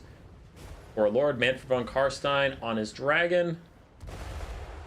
Using Gaze of Nagash nice and early on some of these guys, but anyway. Zombie Summon, Gaze of Nagash, Invocation Hack on his Dragon. For the High Elves, they're keeping it tight. Omen of Assyrian, Tyrion, a Beastcaster Flock of Doom, a Lore Master of Hoeth with just Spirit Leech. But he also provides AoE leadership and spell resistance, which is nice for this blob build. Hounds of Torquelada, Scions of Mathlon. What do they even do? Damage resistance for everybody in this blob as long as the Winged Magic are high. Everybody around here is getting spell resistance and ward save. Then we have Silver and Guard, and some Spearmen. Silver and Guard have their own natural spell resist, so they have 50% spell resist because of the Lore Master of Hoeth and their natural spell resist and ward saves. They have 60% resistance to spells that are trying to take them out. Vargeist duel with the Omen of Assyrian, but taking Flock of Dooms, getting shot by fire arrows occasionally, and getting hit with the Omen of Assyrian, they are taking a lot of damage. They do have to back off, and a Spirit Leech plus sniping onto Manfred von Karstein is getting a lot of damage out. High Elves versus Vampire Counts was one of the cursed matchups that was like literally unwinnable for a while, because people used to do this thing where they would blob up. Sorry, Tyrion's casting a Sunfang at the moment. Anyway, people would blob up like 3 or 4 Phoenix Guard, and then have a Sister of Avalorn in the middle. Then they have a Star Dragon, a Frostart Phoenix, and a Lariel the Radiant on the thing. So a High Elf Hyper Elite Spear Blob is not new to the Vampire counts, and it is very hard to deal with. As Manfred's having a hard time getting his breath attacks out, he hasn't used any breath attacks just yet. He did throw a summon in the middle of all this nonsense so the Town's Dorkleda could get shut down, but also the Vargeist are diving in, so that's a pretty good combo right there. Manfred is very damaged. He's even thinking about crumbling soon as the Omen of Assyrian keeps harassing him. Some Fell Bats come to his aid, keep him alive for now. Another overcasted Flock of Doom. We do have too much of an infantry clump, and I have noticed that in other Vampire Counts games today. Piling skeletons on zombies doesn't actually increase your damage at all, but it does make it easier for Burning Heads, Flock of Dooms to hit multiple units at once. I know it's hard to resist the temptation, but yeah, you can just have skeletons standing, waiting for the zombies to die. That's fine. Town's Dorkleda almost routing as the Scions of Mathlon are getting good damage onto the Vargeist. Once again, as we had mentioned before in the stream, Vargeist can take a lot of damage and then back off and heal for a while, but as long as they don't just sit in there and fight to the death, this can be okay. Manfred really needs to stop for breath attack, but that Omen of Assyrian's just been on his ass, and now he's finally getting a breath attack out, and it is mostly friendly fire onto the Vargeist. It doesn't hit any High Elves. Oh, a disaster for the Vampire counts, and very unlucky, because you can't exactly control where a breath attack is going to go. You just select a unit and hope, and Manfred decided that breath attack is going entirely into his own Vargeists. As the High Elf Spears, still very high HP pools at this point, Tyrion and Lore Master of Hoth fighting in the middle with everybody else. We lost the Talons of Torquelada. We still have a lot of spears. The Vampire counts are taking a ton of damage. The Omen of Assyrian is back on the hunt for Manfred von Karstein. As the Vargeist just had a terrible time trying to fight it in the air, so they couldn't help Manfred at all. More Flock of Dooms getting cast from this mage. Already gotten 1,200 value from draining down zombies and skeletons and stuff. The Omen of Assyrian refuses to let Manfred go, and yeah, this is about how I imagine the High Elf Spear Blob doing against the Vampire counts. Can you tell Tactical Lich to do the uwu voice on stream? He doesn't want to listen to me. I don't have inroads with Tactical Lich. This is why you bring Wind of Death insurance. Dude, fair, but remember, the Silvern Guard have 50% spell resistance if they're next to the Lore Master of Hoeth and ward save, so that spell would do 60% less damage. So this build is pretty ready for that. Honestly, Manfred is just trying to get out more breath attacks, but his first one was very unlucky, and the Omen of Assyrian has made sure he doesn't get to stop and do that ever again. More Sunfangs from Tyrion helping clear out stuff. Vargeists and Cryptors getting very low. And the Flock of Doomcaster just continues to cast Flock of Dooms on cooldown.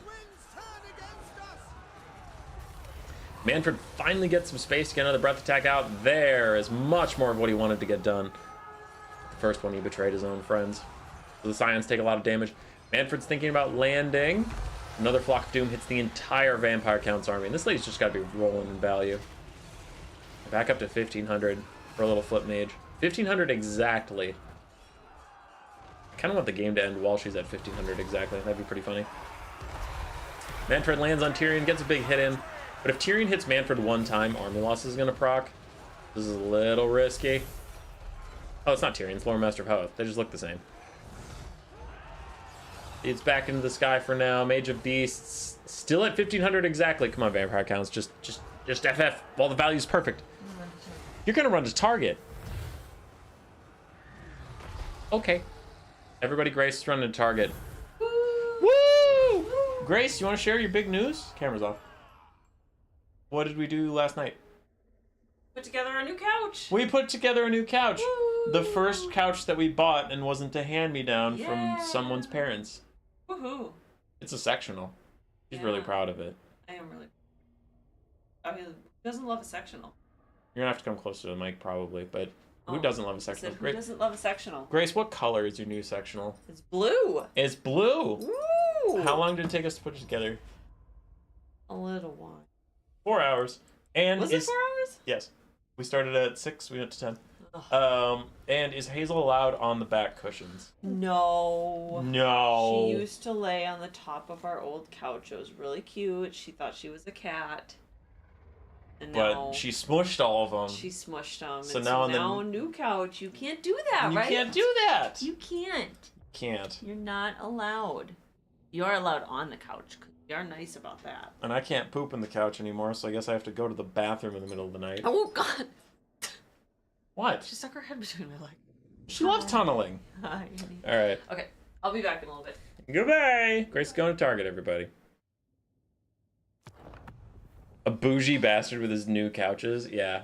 God forbid a 31-year-old gets to buy a couch for the first time in his life and not just keep getting hand-me-downs from his family.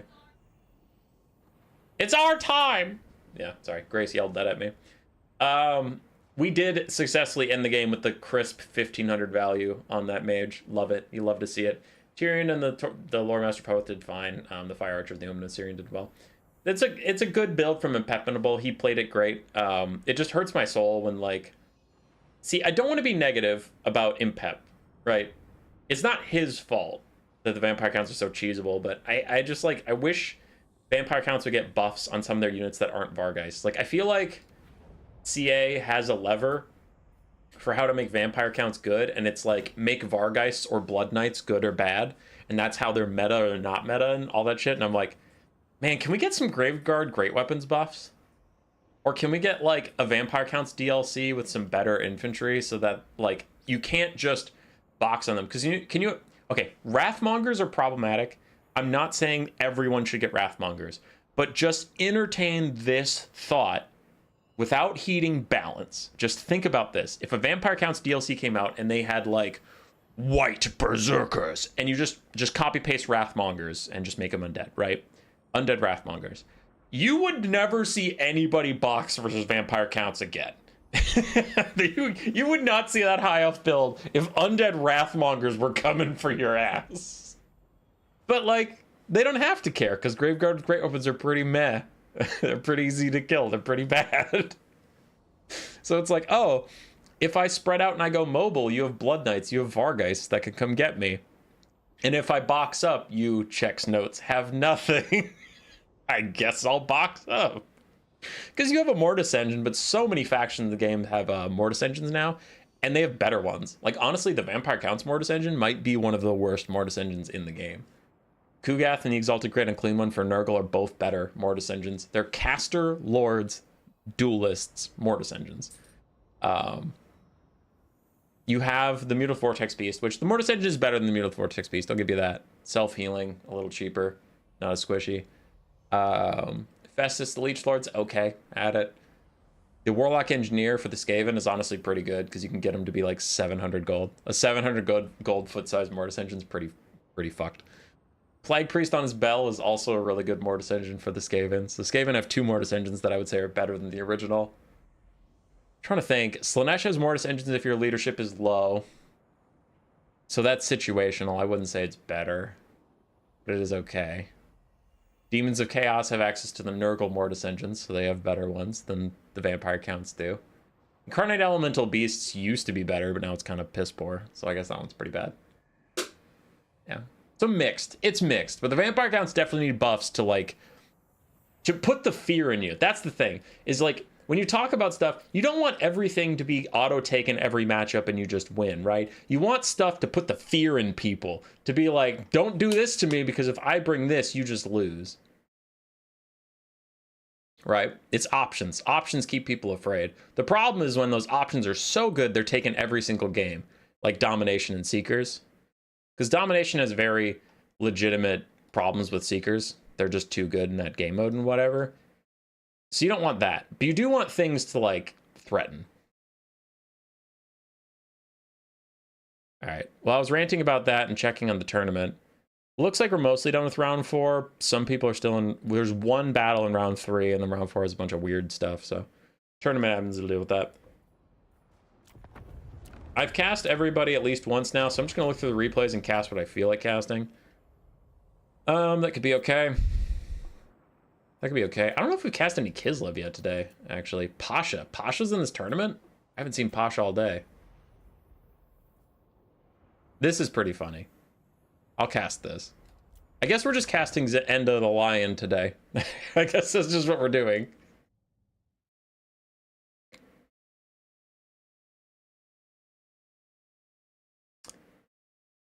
Scion's OP best ROR. Good joke, brother. Good joke. Have you heard of the Tithe? Yeah, they're terrible. Is the Mortis engine too easy to snipe? Kinda. Yeah, kinda.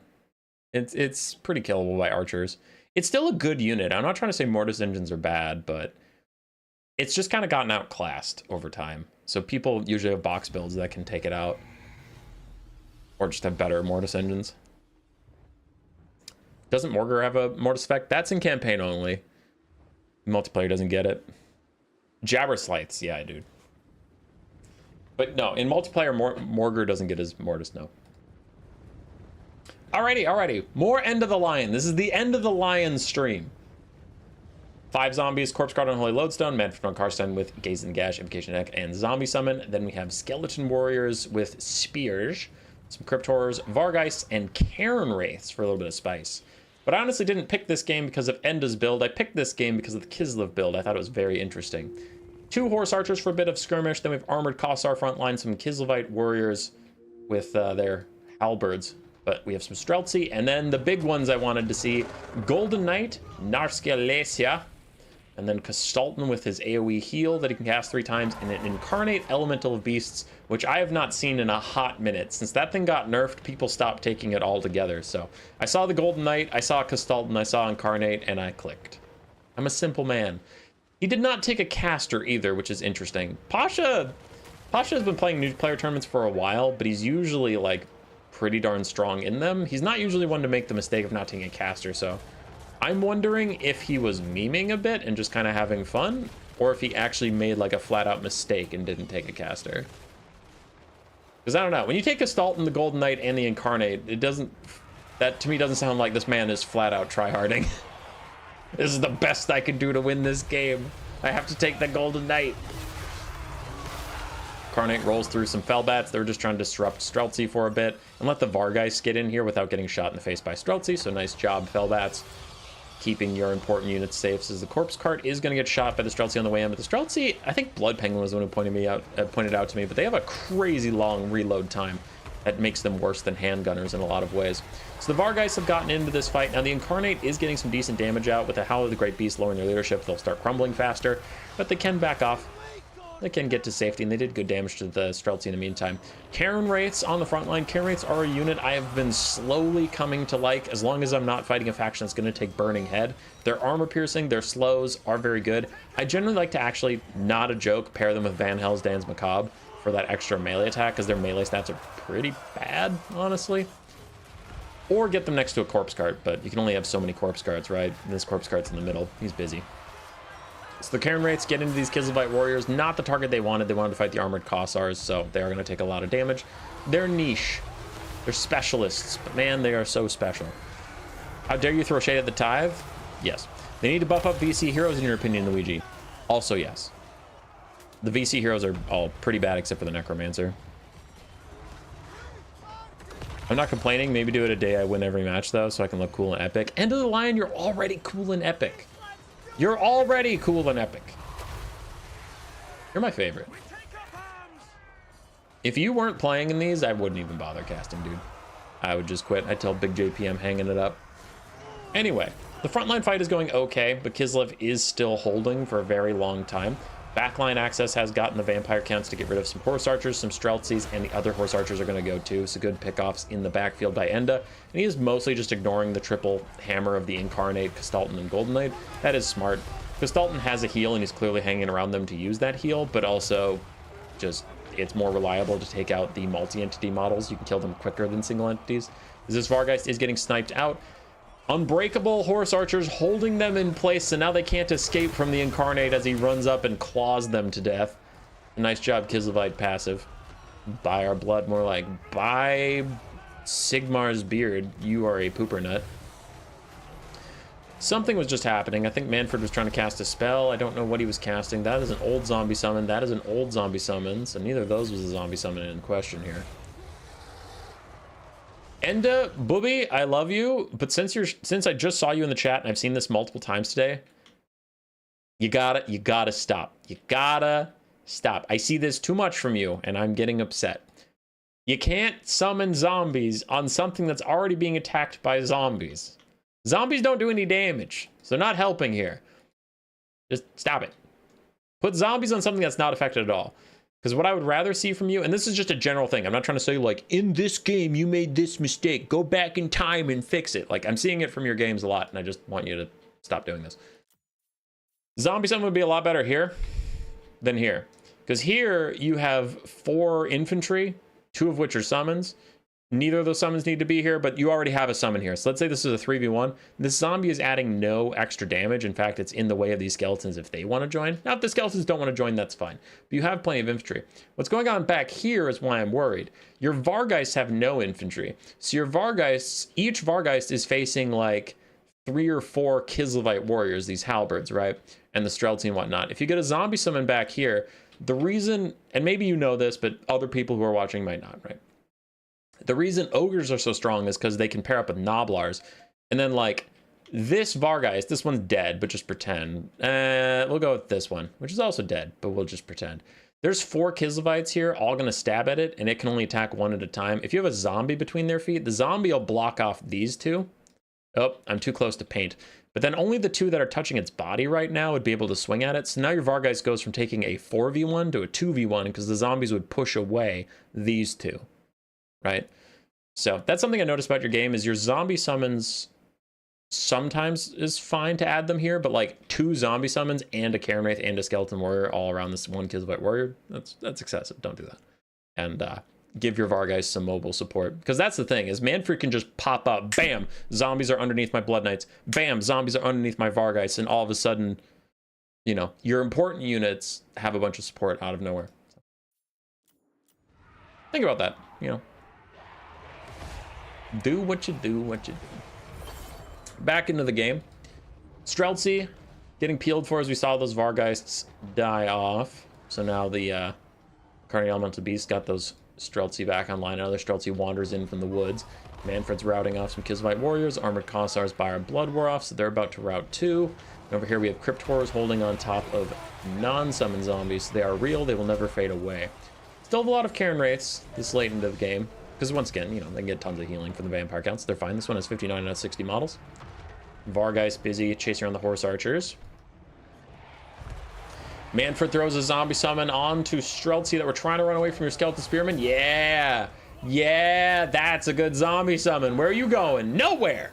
You ain't going nowhere. And now those Streltsy are stuck. The Incarnate has to come and help them out, and the Cairn Wraiths are actually going to get over here and slow them down too. So I like that. That was a good zombie summon. Big fan. Kislevite Warriors terror routing before they could get by our blood, but it looks like they'll be just fine. They will come back, and a big breath attack from Manfred onto Castalton and the Streltsy. Does a little bit of damage to his summon, so who cares? It's a summon, whatever. A little bit of friendly fire to Skeleton Spearman, but overall pretty fine. Fine breath attack. There's not a lot of infantry left to breath attacks. These breath attacks are going to have to go into single entities and whatnot. This would be a good time to dive onto Castalton. Castalton's bodyguards just left to go deal with other stuff, peel the Vargeist, so Manfred could dive in and get a couple quick dragon attacks.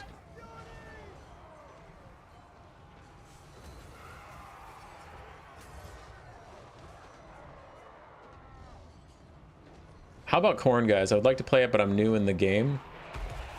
Oh. Yeah, Khorne's really good. They're strong in multiplayer right now. They're strong in campaign. So now's a good time to play Khorne. If you play competitive multiplayer, people are going to kite you, though. Because Khorne is kind of one-dimensional. They're crazy good at beating you in melee, so most people just don't take any melee units and run away and shoot you. Alright, Manfred dives down. The Golden Knight's here. She does have her Freeze blade, so I don't know if she has it off cooldown, but he could get like netted here in this 3v1. He's not having a good time. Yeah, Manfred backs out after taking like half his HP. He has plenty of healing between the Hunger and Invocation and Heck, so I'm not too worried about him losing HP, but yeah, it's a tough go. Vargeist get a quick Invocation as well. Have some Armored Cossars getting picked off by Crypt Horrors. And Pasha's down to just his single entities mostly. Everything else is so tattered, I'm not really going to consider it, as we still have a lot of Vampire Counts infantry, and some of these zombies aren't even summons. Still have Cairn Wraiths. Always still have Cairn Wraiths. Vampire Count's going to take the point. I'm checking in on the tournament quickly, in case I'm needed elsewhere. Does not look like I'm needed elsewhere.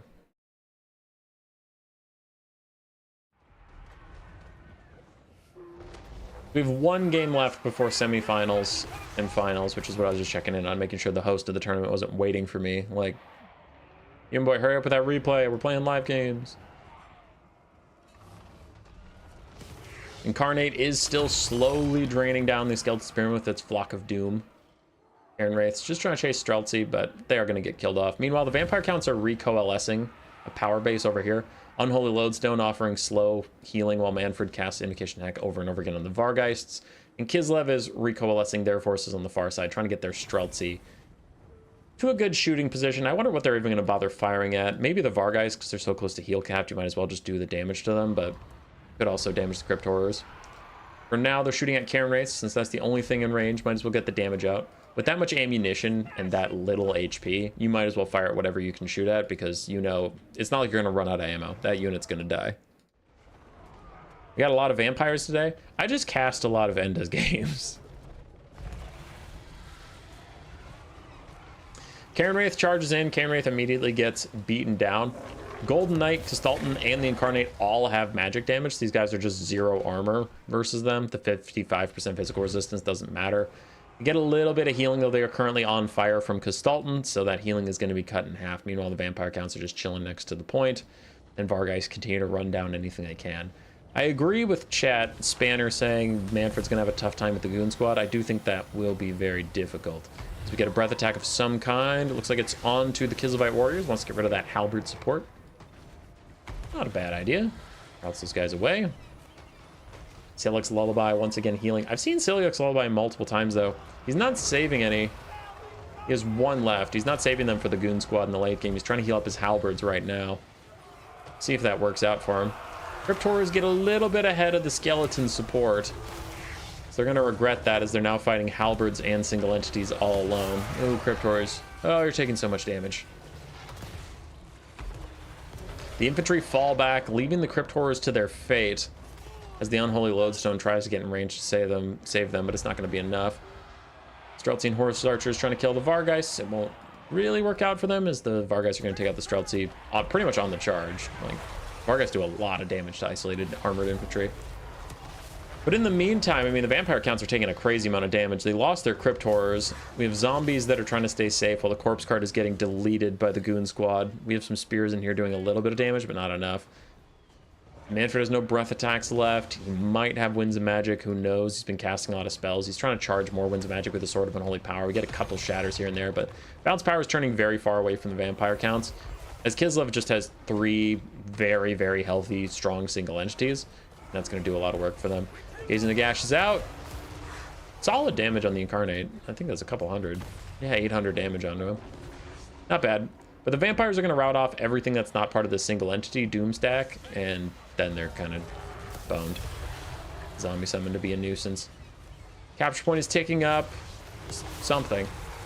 Not a lot.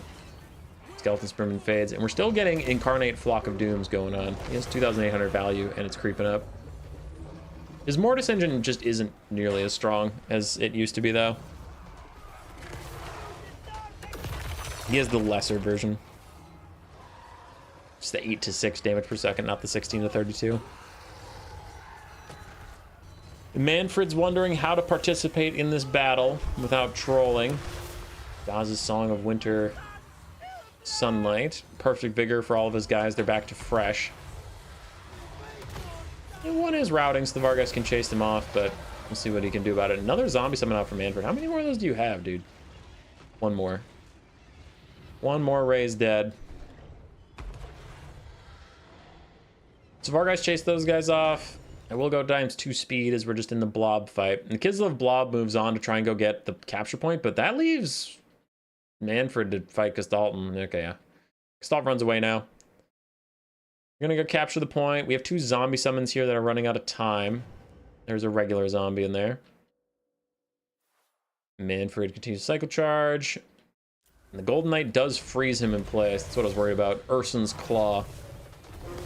Manfred takes a big old claw to the butt from the Incarnate Elemental Beast. He's trying to get away, not quite able to just yet. Uses his final zombie summon at his feet to keep Manfred alive. Balance of Power tips into Army Losses territory, though. It's very risky. Vargeists are down to heal capped.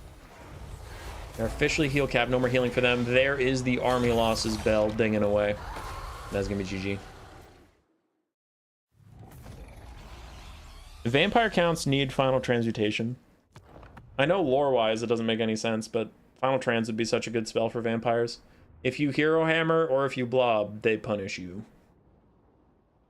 Traitorkin. One of those AoE single entity punishers.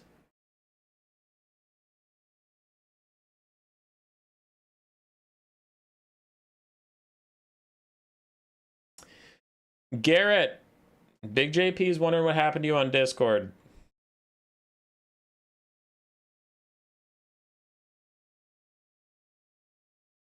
Garrett.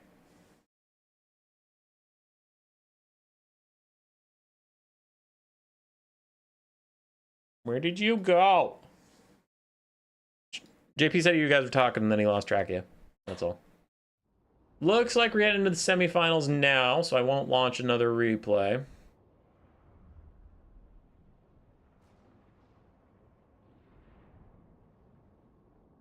For Pasha, Incarnate Elemental Beasts and Golden Knight did fine. Killfight Warriors did fine. Armored Cossars did okay. Chelsea did alright considering they spent most of the game running for their lives. Yeah.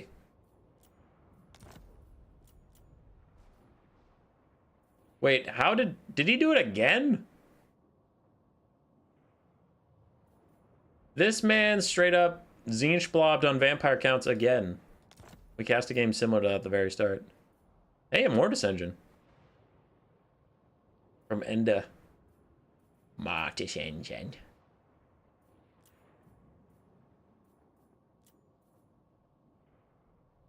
If we're doing semifinals, I don't want to start another game, but I was just looking around.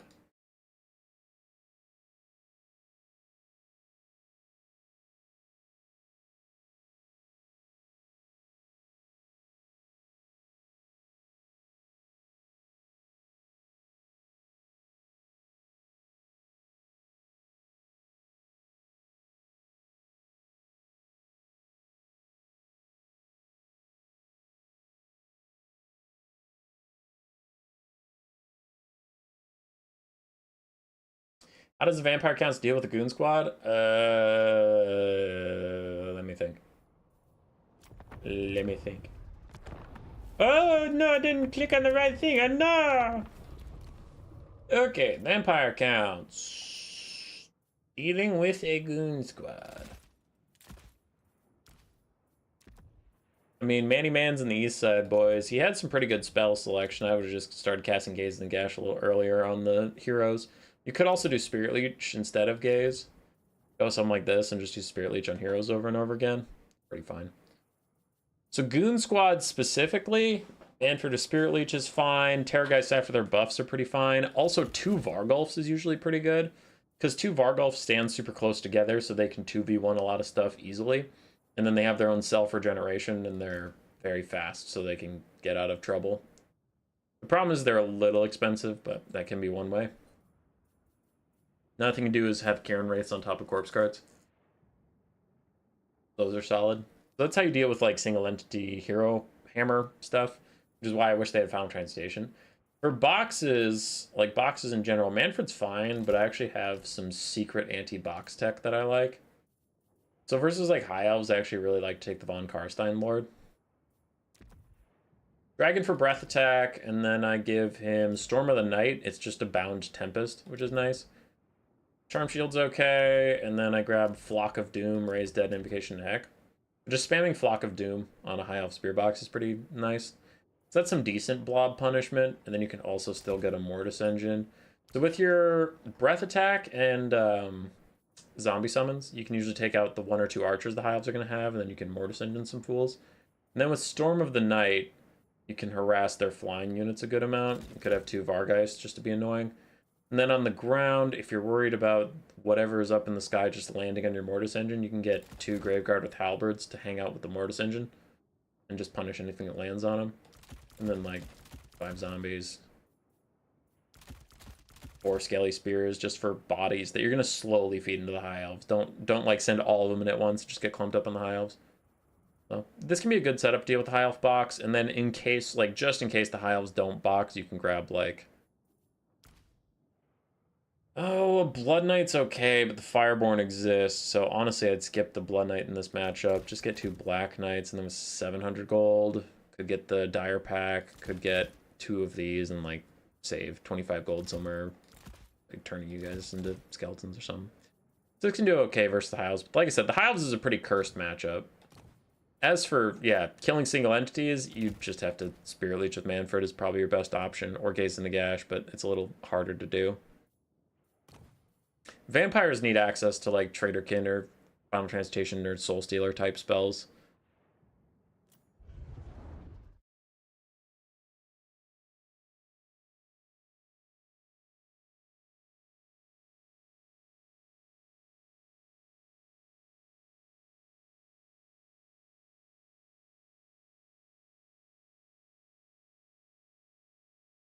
What up, Battle Z? How you doing? What's the point purpose of Yetis? Chasing stuff down. We're waiting for semifinals to start, so that's what we're just chilling in this lobby for. So they have Frostbite and Aura of Frost. They can reduce your movement speed by roughly 50%. So it's really hard to get away from them. And then especially if they're paired with piggyback riders, which are pretty insane anti-large combatants, you can have a situation where you don't want to fight them, but also you can't get away, and they can just walk you down. It's pretty brutal. Not a lot of people use Yetis, though, because Ogres are already crazy efficient at doing almost that anyway. The Ample Peak Greybacks are the big one people actually like. With significantly higher stats, you can actually get a lot of damage out pretty quickly with these guys. They lose their fire weakness, which there's a lot of fire damage in the game right now. So it's pretty bad to have 25% fire weakness on a basic Yeti. So these guys don't have that. And they have Grace Supremacy, which gives them a ton more damage and damage resistance if something causing terror is nearby. These guys are just big hunters. They like to find the biggest thing on the battlefield, sprint at it, and beat it to death. So basic Yetis are more of a weird support chasing unit. The Ample Peak Greybacks are just your fight me, bro. Duelists. Big monster hunters. Did you cast the CD Lizardmen replay? I don't think I did. Battles, I've been doing alright. Viewership's pretty low, like across the board for my content right now. I think a lot of people are just kind of checked out from Warhammer 3 until a patch or DLC comes out, because the meta's been the same for multiplayer since, honestly, January. Like, there was the... I lost my train of thought. There was the Omens of Destruction DLC, and then there was the hotfix patch, like, in December. So, DLC came out 2 weeks later or so, hotfix came out, and since then, nothing has changed about the meta. We had a couple campaign AI-focused patches, and then we had one patch that did good touch-ups on multiplayer, but it didn't, like, shift the meta entirely. It made some terrible factions, like Chaos Dwarves, not terrible. They're fine, but it didn't change who was the best. Dwarves and Ogres are still by far the best. Demons of Chaos are one of the better ones. I guess Demons did get nerfed with that patch. Demons went from being S tier to being, like, A+. But overall, I mean, it's still, like, spam heavy cav, spam armor piercing light cav, in general, big monsters, healing, damage spells, spam Flock of Doom, things like that. So like the strong spells, the strong factions didn't really change that much. So people have just been kind of checking out, I think. Like campaign then, we still need to do our head-to-head. Yeah, I've been playing my quick head taker campaign. My little self-challenge.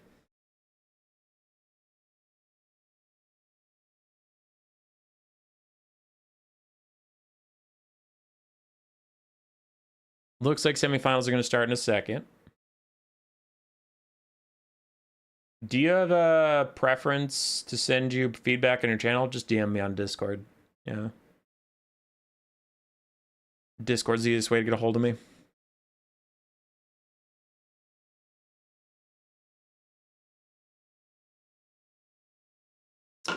Okay, we have our semifinals.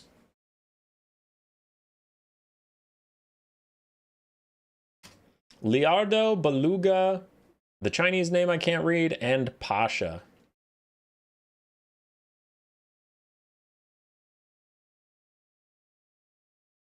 Beluga has a game up. Let's join it.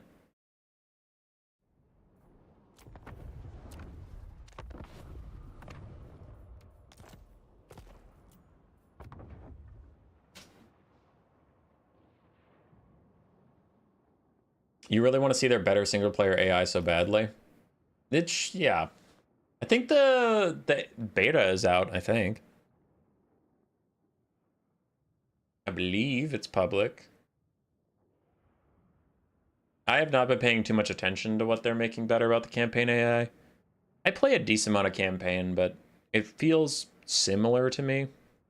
I don't think there's anything groundbreaking about it. I think it's just like better-ish.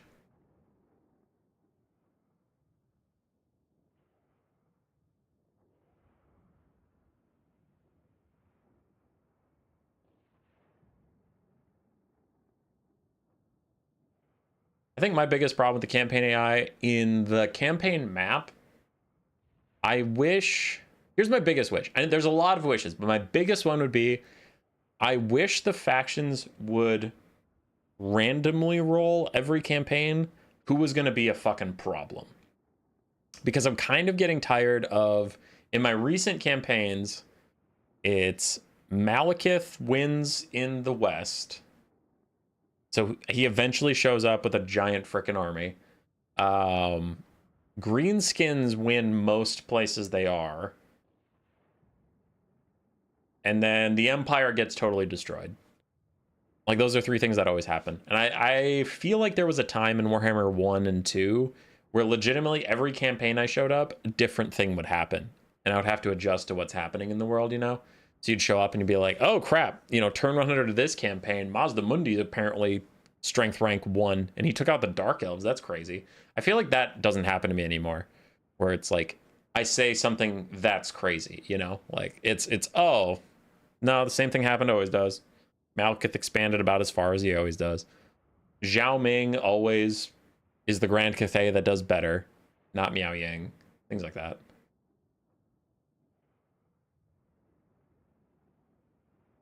My primary issue with the campaign is the Legendary Lords I want to play either fight over Ulthuan or otherwise have terrible starting positions. Factions are randomly selected to be stronger. Then why is it always the fucking Greenskins? Ugh. Stupid permanently wine bastards. I hate the Greenskins. I don't want to hate the Greenskins, but I played enough campaigns of like Strength Rank 1, Wurzag, Strength Rank 2, Grimgor, Strength Rank 3, Gorbad. And I'm like, all right, I got it. I understand. They're gonna be the best. Except for Scarsnick. Never Scarsnick. Scarsnick always sucks.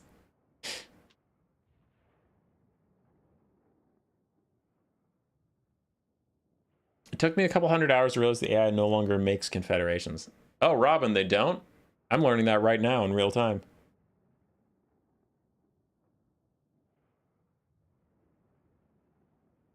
Gorok, Kislev, and Ungrim. Martin B, that's awesome. See, I wish I had more of that. Maybe I'm just a stupid little baby. Maybe if I wasn't so dumb, different factions would win in my campaigns.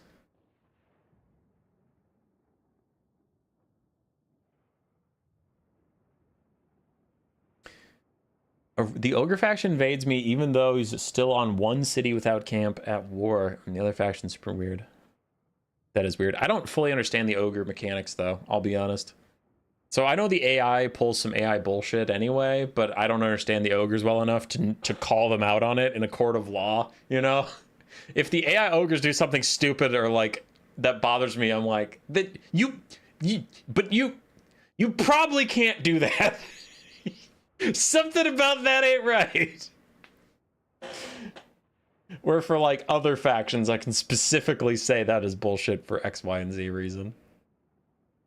Scarsnick and Grimbor are my favorite faction of the Greenies. Dude, Garrett, I wasn't talking about my favorite. I was saying in campaign, I have never seen Scarsnick make it very far. Scarsnick for the Greenskins is always down to like 1 or 2 mountain provinces, and he just shakes his fist at me as I walk by. I'm like, whatever. You have fun, bud.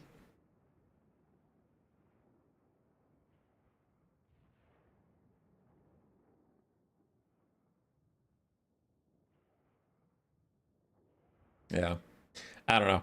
And then in battle for the AI, I just wish AI would use their cavalry better, because that's what bothers me. Oh, and their spells. No. If I get one choice, it's spells. The AI never use spells very well, and it's so annoying.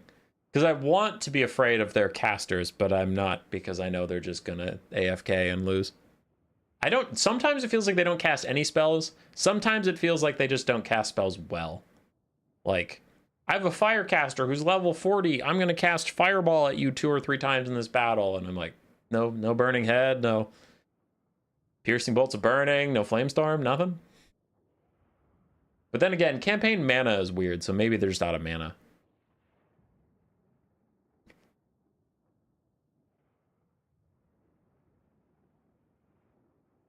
I played the Dominant Factions. They're different. A few weeks ago, I hopped over to Lustria and Snitch and Kotep owned it all. Snitch and Kotep owned Lustria? What? Snitch isn't in Lustria.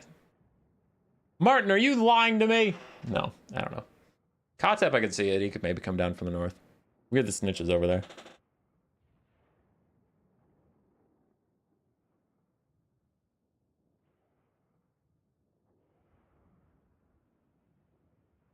Every AI faction that uses guns does it wrong. Yeah, they're pretty easy to beat. Dude, Roman Imperator, you wish that the WAs were as OP as the AI makes them up to be. I don't know if I want that easy mode for myself, but yeah, I would like it if the AI WAs would be a little more reasonable. Skaven Casters with Warp Lightning. Dude, Skaven Casters with Warp Lightning, they get that shit level 1 and they just spam cast it. And I'm like, okay, can you use any other spell as well as use Warp Lightning? Oh, you were Snitch. Okay, yeah. Okay, yeah. I misread that, Martin. I thought you hopped over to Lustria with Snitch and Kotep owning it all, and it's like, how the... Snitch and Kotep just handshake take over a continent they don't start on. Seems legit. Gotcha. Yeah, understood. No doubt, no doubt. But the thing I was going to say before I got distracted by the magic stuff. So the magic would definitely be my first request in battle. But if I got 2, I need them to use their cavalry better because I've been making a lot of tips videos for people. And man, it is hard to make a tips video when the AI is piloting the cavalry. And the easy answer people are going to tell me is like, get a player to do it. Yeah, but when I get home, I have 30 minutes and I just want to record part of a video really quick. It's hard to like find someone on my Discord, get them into a lobby, tell them what I want to do, load up into the game and do it. When if the AI worked correctly, I could just load up Skirmish versus AI, Illyrian Reaver versus my Cold One Knight, do the thing and record it. That's it. Like it takes 3 minutes. But the problem with how AI handle cavalry is they're so stupid and inconsistent. So they don't properly flank you and get onto your archers and stuff. Yeah. I don't give a shit about that. Like that would be great if they did, but they don't. Whatever. Who cares? The thing that bothers me is they're so damn inconsistent about taking fights. Like I give them melee cavalry, and this doesn't happen every time. The point is inconsistency. But I give them melee cavalry. They charge the Fireborn into my Dark Riders. That's an easy win. They're gonna win that. And then they'll try and cycle charge cavalry.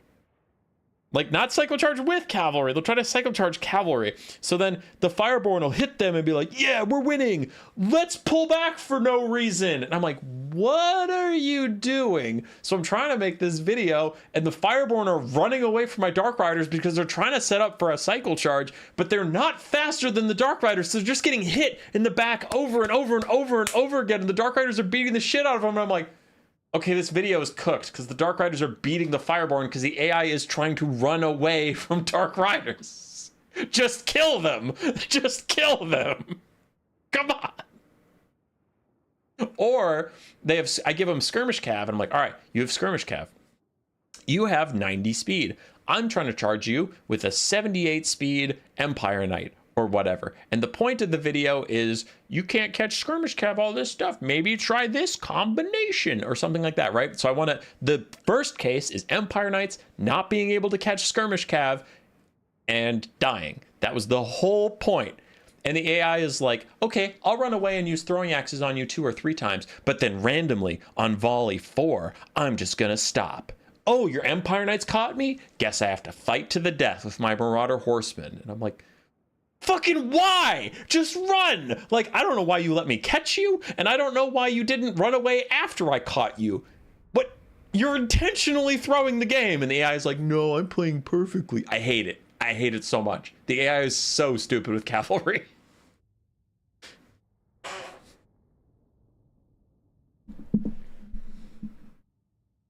Another fun AI campaign thing is that Karl Franz and other factions love to force march near my Beastmen armies. Dude, I have never seen the Empire do well in the current meta of campaign. I think too many bad guys spawn near them now. The AI can't handle it.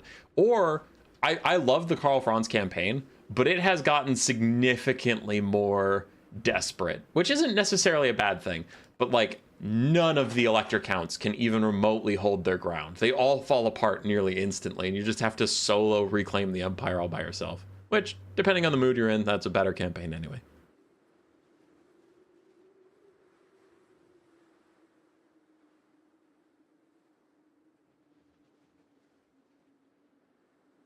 You don't count? Yeah, okay. I already read that from Roman. Goodbye again. Playing my first Immortal campaign after playing the tutorials. How should I be using these dino guys? In the early game, get the building that gives you Saurus Warriors. Grab about 8. And then get the building... I think the building is similar that has the Skinks cohorts with Javelins. Get about 4. Get a hero that casts spells, the Skink Priest, depending on who you start as, right? If your starting guy isn't a caster, get a hero caster and get AoE damage spells. And then from there, with that starting army, I would get some buildings that build big dinosaurs and get like 3 or 4.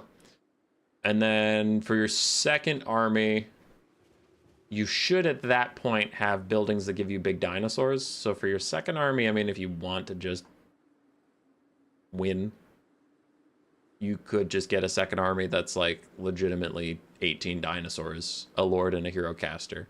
You should always get a caster. Oh, and in your rituals, I don't want to overwhelm you because you apparently just played the tutorial, but as soon as you can, do the ritual that gives you a Slann for free. Your Slann should be your second lord every time. Slanns are like one of the best lords in the entire game. And it's a caster, so you don't have to worry about getting a hero caster after that, but yeah. So get the Slann ritual as fast as you can, and then whenever you get a second army, use the Slann as your lord. And you'll be fine. Lizard campaigns are generally not super hard. They can be hard to win, but it's not hard to, like, start, you know? There's factions where if you start wrong, like, if you make the wrong decisions in the first 10 turns, you're legitimately fucked and you should just restart. Lizards aren't that. Lizards are generally pretty fine. You'll be fine.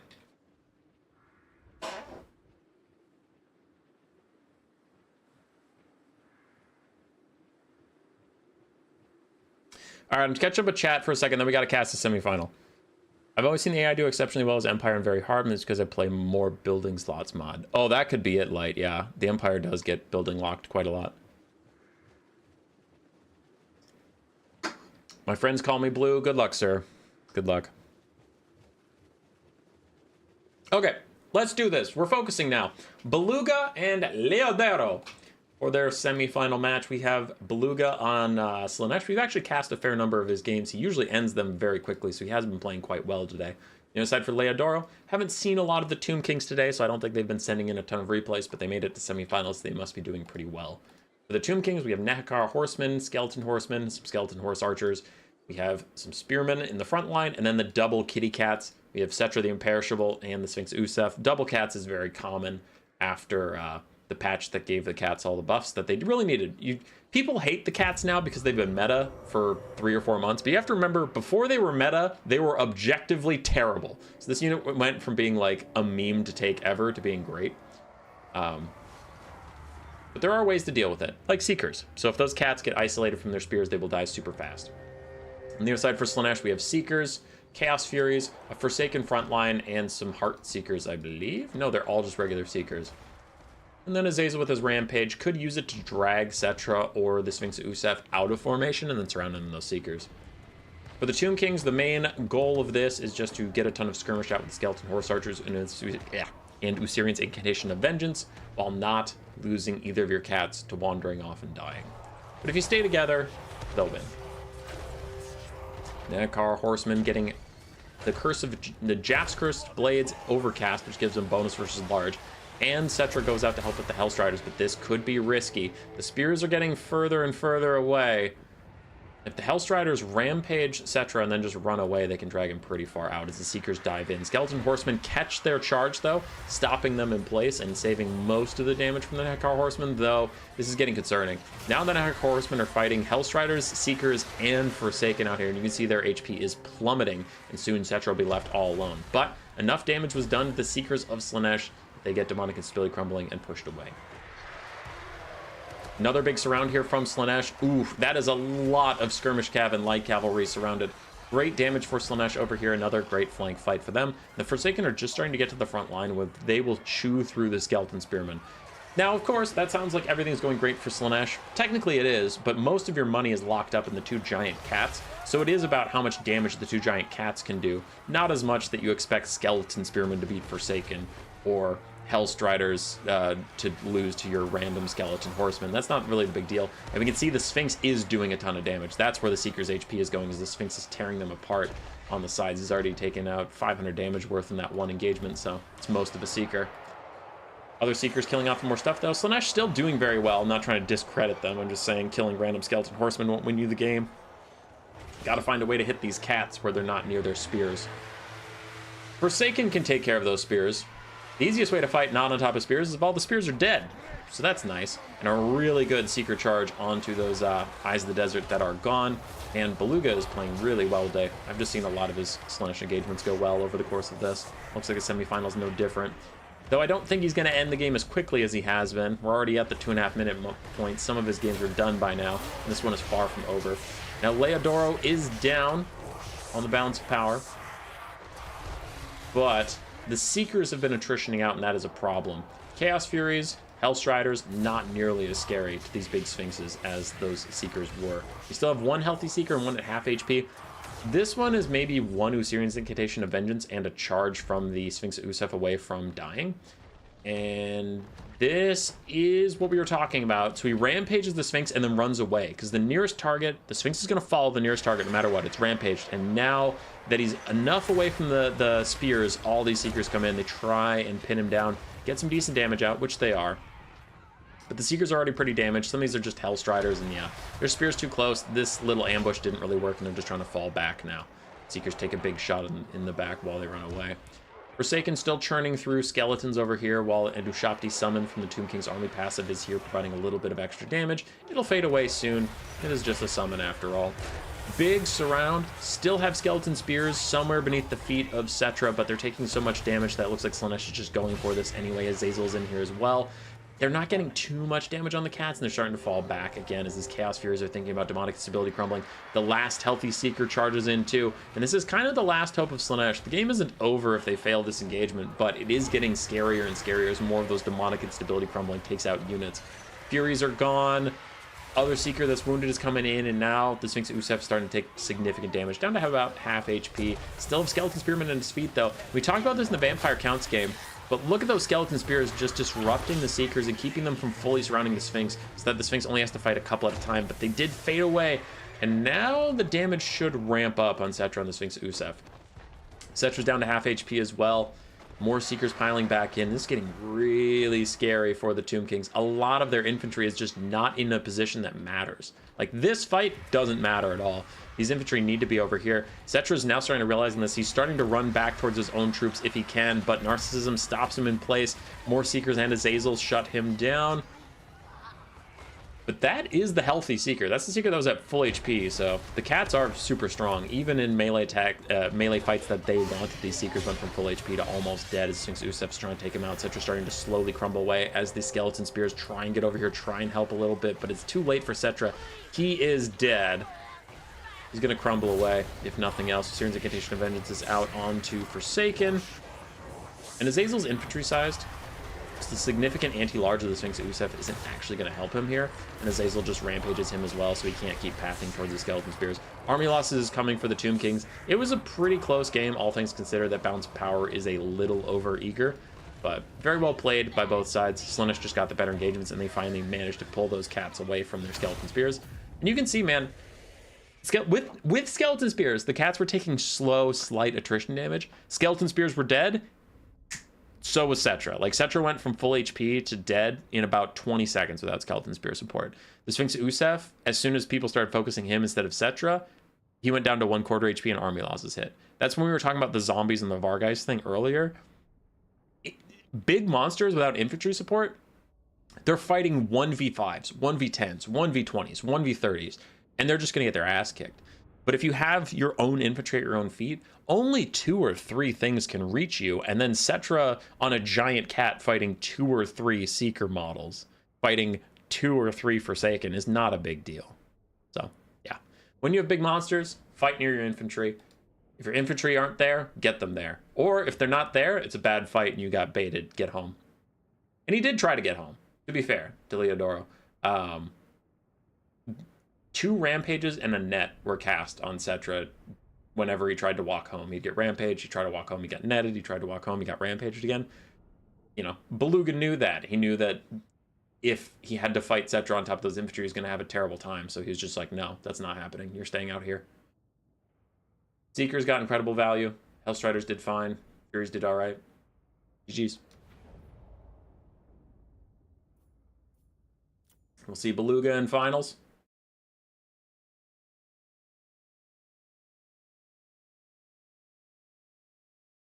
And I need to go find the other semifinal unless it's going without me.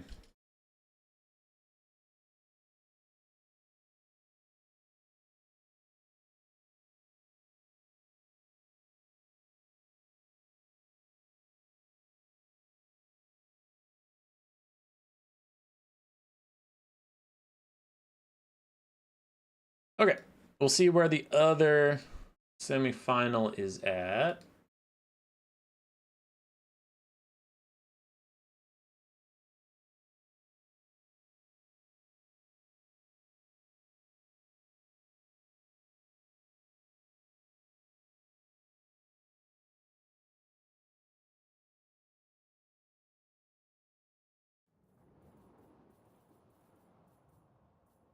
There's 2 different Sigma lobbies.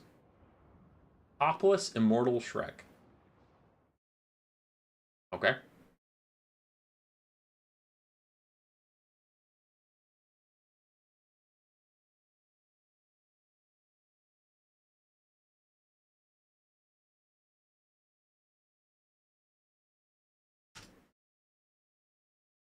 Why does Slaanesh even have rampage abilities? And like Slaanesh cannot run every other faction in the game. Roman Imperator, it is mainly to get isolated matchups because Slaanesh can't really break a box or a blob very well. The Rampage allows them to bring things out of the box or blob. Slaanesh were D tier. They were very miserable until the Rampage changes because they just couldn't. We've talked a lot about vampire counts today, but Slaanesh has a lot of the similar characteristics that makes them rough to play as. Very, very limited range. They just have 4 Marauder Horsemen as the maximum range they can bring. Not good blob punishment spells, really. They don't have Final Transmutation. They don't have Traitorkin. They don't have Soul Stealer. They just... I mean, they have Pit of Shades, but that's multi-entity stuff. They can't kill single entities. They don't have Halberds. They only have Light Spears. They don't even have Chaos Warrior Halberds to, like, kill big monsters or blobs. Their armor-piercing infantry is lightly armored, so it's pretty easy to kill off. Yeah. Slaanesh needed Rampage to just, like, break up boxes or blobs and do anything. Anyway, for anybody here, 94 people have voted already, but just, I should mention it again.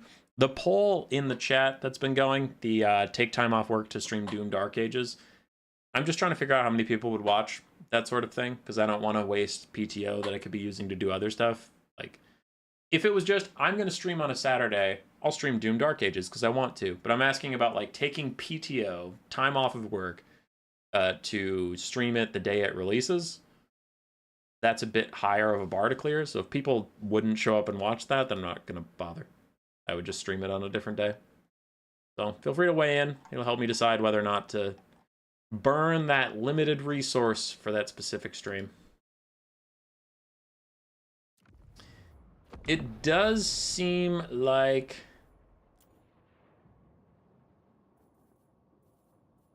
Pasha and the Chinese symbols guy did not wait for us. So we do not have another semifinal to cast right now. They must be in-game.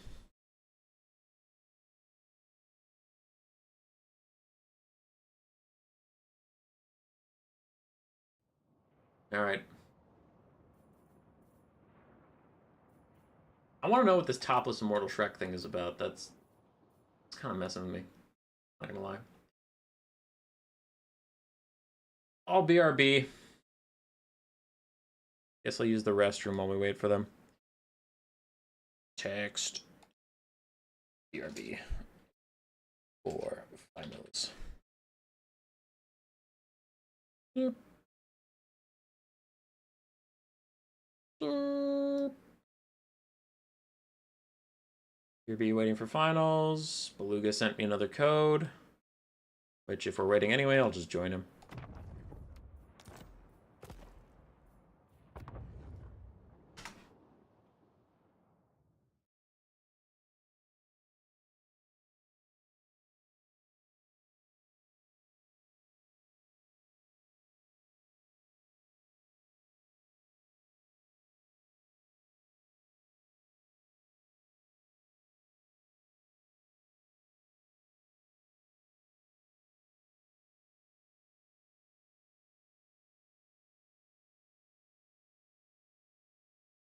Okay.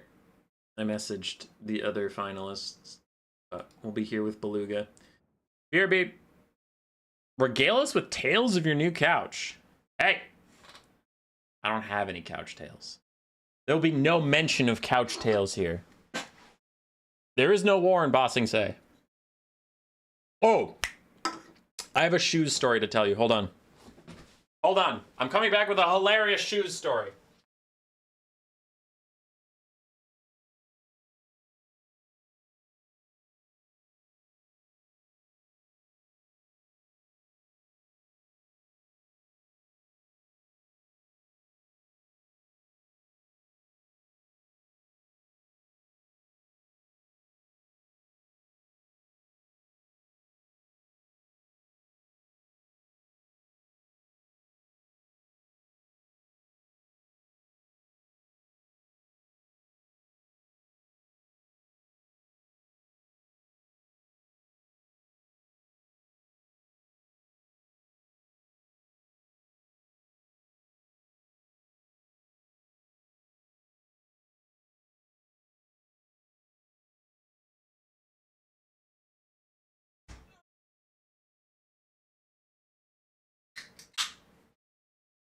I'm back.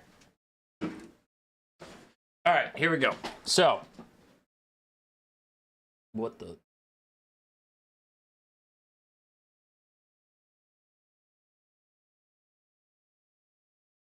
Well.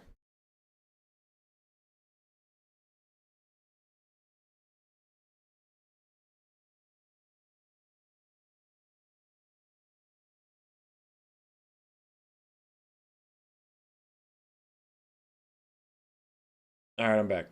I'm back.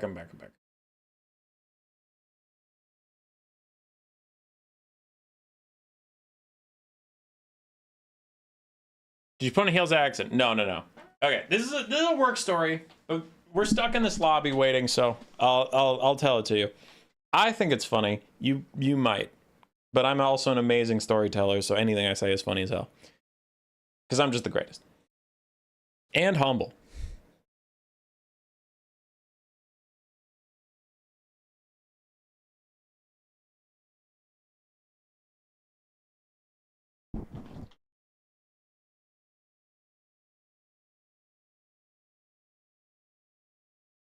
Sorry.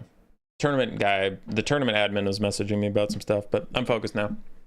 So, at work, I work in state of Minnesota health labs, and we have some planned construction. But the main point is I work in a building that my lab is in, and I have to now move to a building across the street. So every time I want to go into my lab, I have to cross the street, which, like, it's going to be a nuisance. It's not terrible, but it is annoying. So everybody's kind of upset about it, but it had to happen because we have too many employees for the area we were working in. So not everybody got a desk next to the lab. So they're doing a floor restructuring, where all of our cubicles get shrunk down so everybody can fit. It's fine, whatever. But that's the premise. So in the other building, there's these hotel spaces, and they call them that because there's a bunch of people who work from home, and they say, all right, not everybody who works from home gets a desk because you're never going to be there. So we've designated like these 50 desks to be for whoever walks in. Well, now our whole building is getting shut down. So those 50 desks are like no longer for everyone else. They're for specific people. So I got a desk assigned to me in this other building. And all these employees who were using them as hotel desks were like, God, I feel stupid for telling the story now. I'm like, you see that you're bombing, but you can't stop. Now you can't be like, I'm not going to tell the rest of the story. Anyway, whatever. so I know that I'm bombing. It's fine. Hey, Posh is here. Anyway, so these guys had like a week or two to clean out their fucking desks, and I go to check out mine before I have to move it on Friday. Hoteling stations, yep, yeah. I have to move on Friday, and I go in on like Tuesday, and there's women's high heel shoes in this random desk. There's a dirty Grinch plate, which check your calendar right now. It's not fucking December. So I don't know why we still have Grinch plates around, but it's like a Grinch plate with a bunch of food on it and a fork and a coffee mug with like dregs of coffee at the bottom and a spoon in it. So someone's dirty dishes and high heels are in this cube I'm supposed to go to. So we're supposed to submit a request for like maintenance to come by and clean that shit out if the employee's not going to come grab it.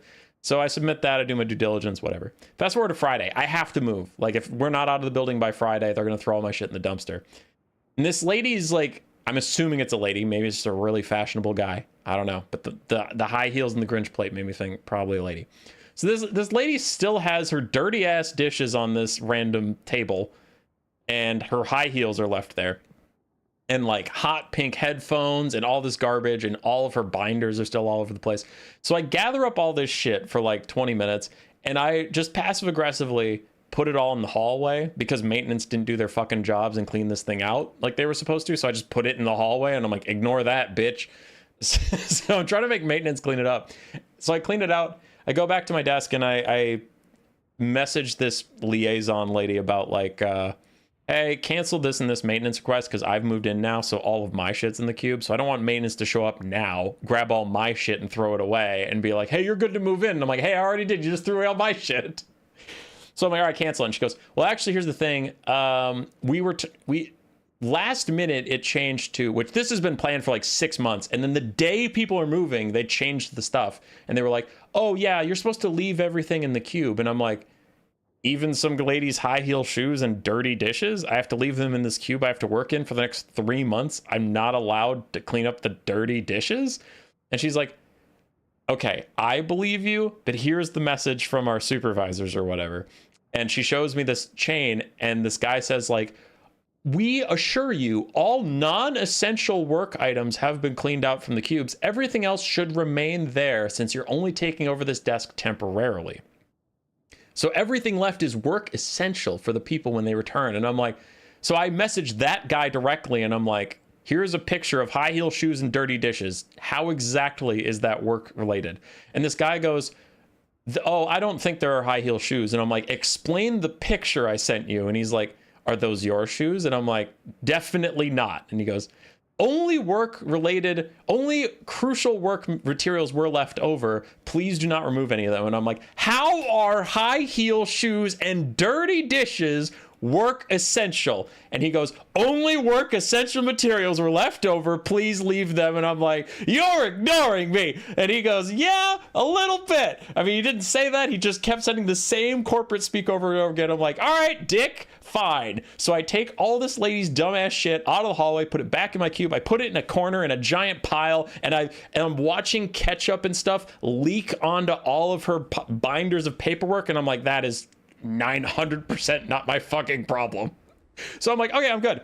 So I complained to my boss while we go out for lunch, because like, you know, it's this moving day, so we decided to go out for lunch as a work unit. And I'm talking to him about this stuff, and he's like, oh no, that's not going to stand. I'll take care of that and all that stuff. I'm like, all right, well, apparently my boss is pissed. So I go to work in the lab after lunch, and my boss comes by, and he goes, hey, yeah, I looked in your cubicle. There was a giant pile of garbage in the corner. And I'm like, yep, I did that. Giant pile of garbage in the corner. And also, someone put up all their stuff and all the cabinets and cupboards, and somebody filled out all the desks and drawers. So that cubicle is full. And I'm thinking to myself, yeah, that's all my shit. The corner is the only thing we don't want here. And he goes, so I took all that stuff, and I threw it all together in this drawer. And now you can move in. And I'm like, fuck, boss, I already moved in. So I didn't want to make him feel bad, so I didn't tell him. But I went back to my cubicle, and sure enough, now all my shit and all this lady's shit is in one giant drawer.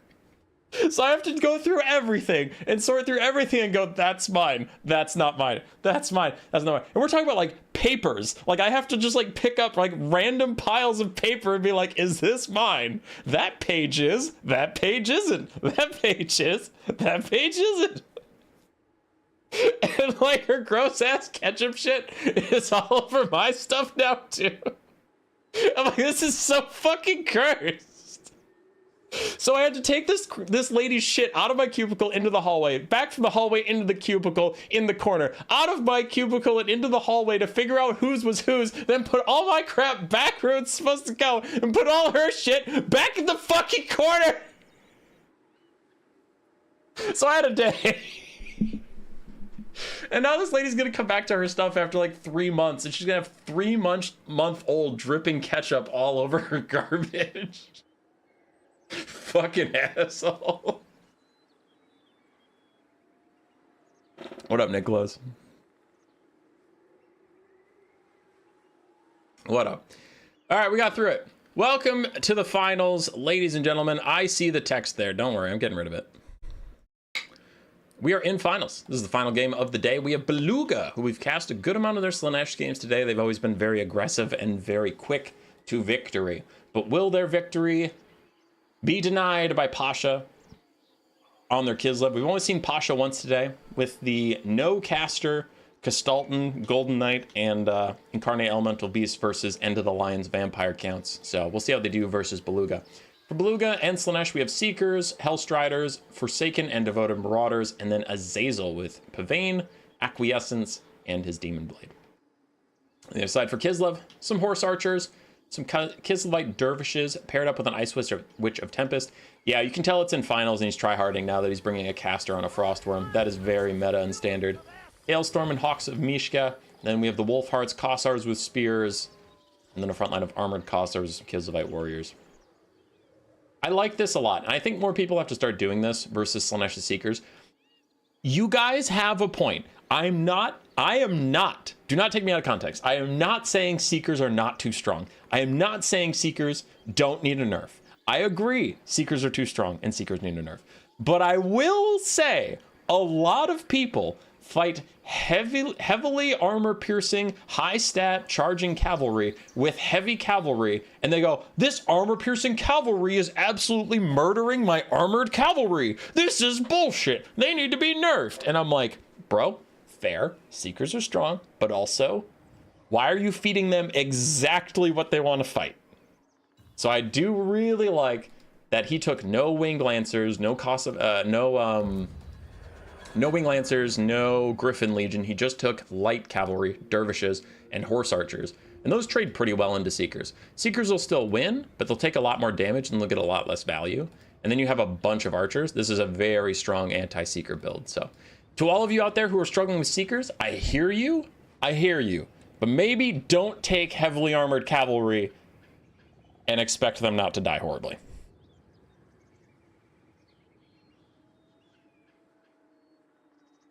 Just make sure to keep the picture in communications in case she claims you put the ketchup on her stuff. Oh yeah, of course. Of course, Xenomorphs.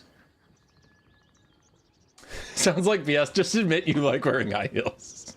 Hey, Roman, both can be true. Both can be true. This lady can have seriously fucked up my cubicle transfer experience, and I can like wearing high heels. All right, first rampage is out. I don't know if this is really going to work out, though. This is a pretty early rampage, and Slaanesh isn't fully in position to kill these guys. I guess it is a 15-second rampage, though. So the Horse Archers are making good distance. The Hellstriders are just going to run up and take care of them. Yeah. All right, that's on me. I shouldn't have doubted Beluga. Beluga had his stuff together. Great ambush here with the Rampage. Firebug pops, but the Horse Archers are already doomed. Even if they escape, they're going to be at such a low HP threshold that... Actually, I like that. Pasha just decides to use them as a trap.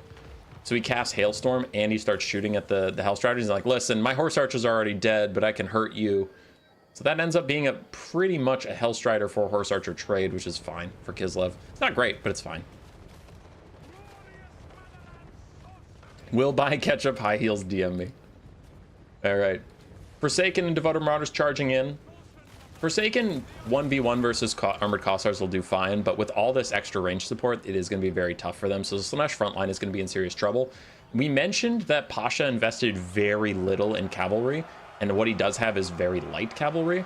So Slaanesh's cavalry is going to have to find a way to turn this game around, because that's where all of their advantage is. Their infantry can't win this for them. There's too much enemy infantry, too much enemy ranged fire. So the Seekers and Hellstriders still getting good damage, but look at this. This random Cosified Dervish still did about a third of the damage to the Seekers, and then a nice Hawks of Mishka goes over, and we have range units shooting at them. This is how you deal with Seekers. Pasha is doing this excellently. I'm very worried for Beluga. Now, Beluga's been playing great all day, so if he wins this, I wouldn't be, like, shocked, but Pasha's doing a fantastic job of battle planning versus Slaanesh. Armored Cossars turning around, just using their pistols on the backs of unshielded Marauders and poking at Seekers some more. And we can see the bounce power shifting against Slaanesh. Beluga's down about 1,000 damage value, and that doesn't count Demonic Instability. Demonic Instability doesn't go towards your opponent's damage value, so it is actually worse for Slaanesh than you would think on the damage value stuff. Slaanesh's front line is getting pushed back. Their cavalry forces are dwindling. Some of them have faded back in the Demonic Ether. Other ones are just routing back and forth, and we're already down to, I think, one healthy Seeker. I don't see any others. So one healthy Seeker, Azazel, and a couple Forsaken have to kill the rest of this Kislevite army, and I'm sorry if I'm a little bit doubtful, but it is what it is.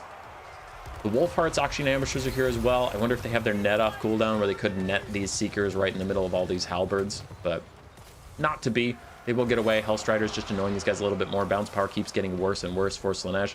There is a Snow Leopard summon that is a little fraudulent. It'll fade away in 14 seconds. Though it's only a 650 gold monster, so it's not like it's propping up the balance of power by a huge amount. Ice Witch is still going nuts in the back. With all these archers, though, the Forsaken finally getting back here and actually killing some of them will help the balance of power out a little bit. I just wonder if it'll be enough, quickly enough. Seekers still having a bad time, even just fighting these Horse Archers in melee. Horse Archers popping by our blood and running in there, getting good shots on them. Seekers do only have 5 armor. 36 melee defense is nice, but 5 armor. I'm liking this. Kislevite Horse Archers doing solid work. Seeker's about to crumble away, and that'll be the last of the light cavalry of Slaanesh fading away. Well, the demonic light cavalry. I suppose we still have a Hellstrider here and there. For Beluga, Azazel's going in on a Lord Snipe on the Ice Witch of Tempest, and she has pretty bad melee stats now. Ice Worms, Frost Worms rely heavily on their 25 bonus versus large, which Azazel is infantry size. So this is 60-55 versus 33-31. He should win that pretty easily. And if he does, he can maybe turn this game around. Elsewhere, though, it's looking pretty rough. Kislev has a lot of infantry left over, and Azazel doesn't have nearly as much. His only hope of winning this game is to fully kill the Ice Witch of Tempest, and then rely on leadership debuffing all these Armored Cossars in late game situations. Fire Blood is scary, but after 30 seconds, they can rout. Azazel does cause terror, and he's a pretty good duelist. Still have some Forsaken. Still have some random Devoted Marauders just chasing around the Wolfhearts, but the main problem is going to be these 3 healthy melee infantry, 2 Armored Cossars, and a Kislevite Warrior. It's going to be pretty brutal. Hailstorm coming in, but I'm really surprised the Ice Witch of Tempest hasn't tried to escape from Azazel until now. I'm guessing that Pasha didn't think that would go that badly. I thought I think he was like, this will be a slightly disfavored trade, but I'll tank through it and I can get some shots on Azazel and whatever, but she is getting bodied by Azazel, and I think she wants out of that fight as soon as possible. I don't think he has many Slaanesh army abilities up because he got his ass kicked in the mobile area, so now he doesn't have those Hellstriders he's had previously. You know how, you remember in the Tomb Kings game in the other semifinal? He got to net Cetra as he was leaving. Yeah, it doesn't look like he has a net here, so now the Ice Witch can actually get away. And when Azazel doesn't have Rampage up, it's much, much harder for him to get good fights onto her. Ice Witch Tempest gets Acquiescence, but it's just as slow, it's not a net. And speaking of a net, Pack Trap onto Azazel from the Wolfhearts coming back in here. Couple shots here and there from these pistol guys. Azazel's infantry size, so he's dodging a lot of the arrows just by being too small. But any shots are good shots, and he does not have a shield and only 4 armor right now. So still, good damage out. Gets back to sniping the Ice Witch of Tempest. Good for him. Demon Blade causes discourage. He's trying to route her so that he can at least walk her off the map if worst comes to worst. Kislev's reforming all of their lines, have a ton of infantry left. Azazel is getting some support here, though. Pasha just throw out a predictive hailstorm. He's probably guessing that all of the micro is focused on Azazel, so yeah, the spear didn't stop, didn't dodge any of the spells coming in. Azazel's very low, takes a pistol shot at point blank range from these armored Kossars. They have 1 ammunition left, and that's probably going to be GG. He is demonic, so Azazel is going to demonic stability crumble on the next volley, most likely. As he flies up, dodges a lot of the damage. That was nice for him, but still not great. No source of healing. Not like the Exalted Keepers or anything like that. He is going to chase off the Ice Witch Tempest, which is cool, but at this point, it's not enough. I think even now, Azazel's too low to truly grind through all these guys and leadership debuffing them into oblivion.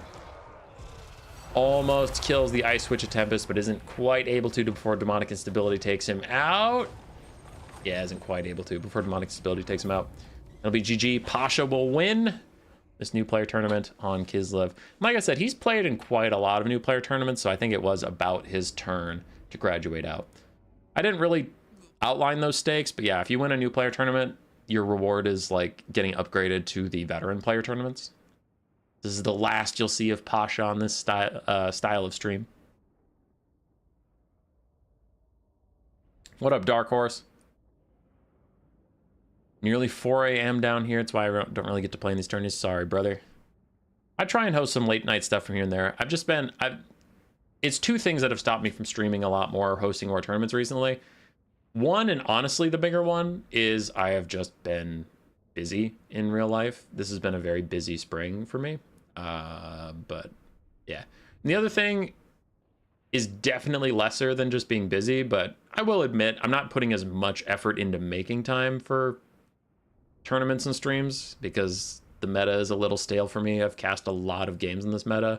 It's not that I don't enjoy it, but like, you know how it is when you're crazy excited about something, you make time, right? You're like, you know, Grace wants to go rock climbing and get a beer. Fuck that, dude. New patch just dropped. I'm in. Whereas now it's like, oh yeah, Grace wants to grab a beer or something. Maybe I won't stream tonight. Maybe I won't make videos tonight, that kind of thing. So yeah, I'll admit, like, I haven't been grinding tooth and nail to get every piece of content out I can on this slow period. So yeah, it's fair. It's fair. But I have actually been busy. Mother's Day tomorrow here in the US. And the rest of my May is looking reasonable. So we'll get some streams in. We will have a faction war whenever the next patch is. We've been setting that up on our Discord server. I have a Domination Cash King of the Hill a little later in May already planned. We have another big JP tournament on the 24th. I have a campaign stream either tomorrow after Mother's Day shenanigans or Wednesday. So we got some streams planned. We got the stream planned. But that is neither here nor there. Thanks to everyone who voted in the poll to let me know whether I should take time off work to stream Doom Dark Ages. It's not looking like a lot of people would be showing up, so viewership would be pretty low. GG well played in the event today to Pasha. Good win. It's been a long time coming. Been grinding away in those new player tournaments, but I think he graduates now. And I mean, he was playing really good, so he definitely deserved the win. And also, I mean, not to be negative, he played great and deserved to win, but also, like, there is a reason that we try and graduate people out so that if you played and you played Pasha and you're like, wow, I played a new player tournament, this one guy just dunked on me. It's like, yeah, but he's not a new player anymore. Always hop back in there. End of the Lion. Been in our last couple new player tournaments. I'm really enjoying hanging out with him. And you're great. You're great. Don't summon zombies on the front line anymore. Don't do it. Here's the thing, Enda. If you changed how you summoned your zombies, you would win every single game. I think you'd be the greatest player alive if you changed that one thing. Nothing else.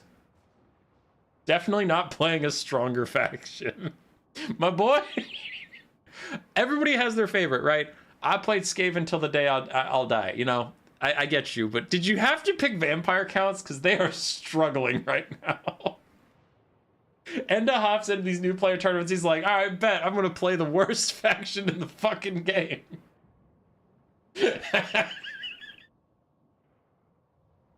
Not everybody rates vampire counts as lowly as I do, but I do honestly think they're the worst faction in the game.